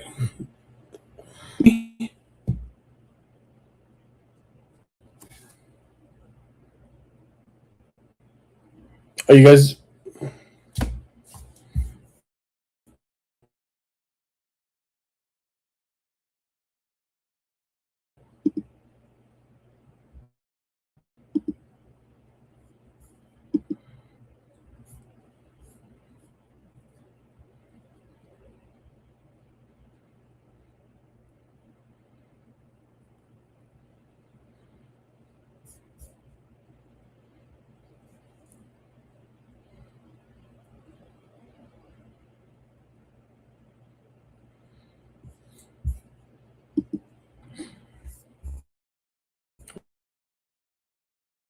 What is wrong?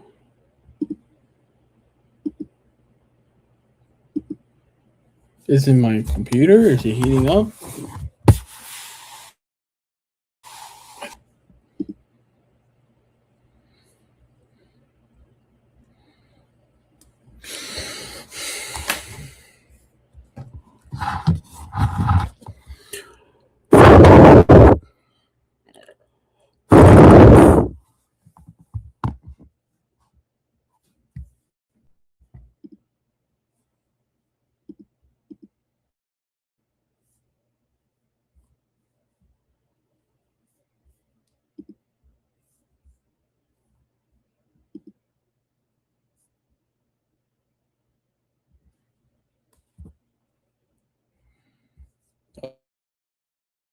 Oh.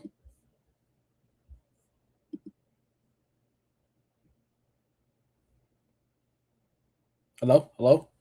Okay. Yeah, sorry guys. I don't know what is going on right now with my Wi-Fi. Let me see if I can get the stream the Gamecast back on. So weird.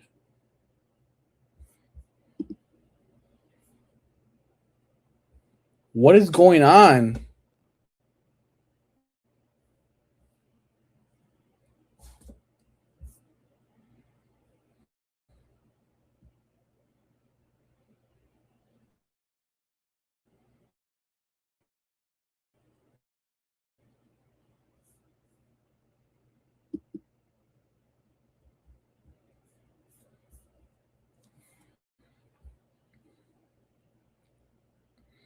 Yeah, sorry guys. We're sorry for technical difficulties. We're gonna have to end the stream a little bit early. I don't know what's going on right now, but stay tuned for more Plug Talk Sports on different shows and everything else. Shout out to Daniel and Brandon and everybody else doing. Hope they're doing great things. But I want to thank you guys so much. Enjoy the NBA playoffs. I don't know what's going on again with this game. It looks like the Nuggets have taken a 15-point lead on the Minnesota Timberwolves. Unless some sort of miracle happens, I don't see the Timberwolves coming back from that. It would be an absolute miracle. But thank you guys again for coming to the show, and I'll see you guys next time.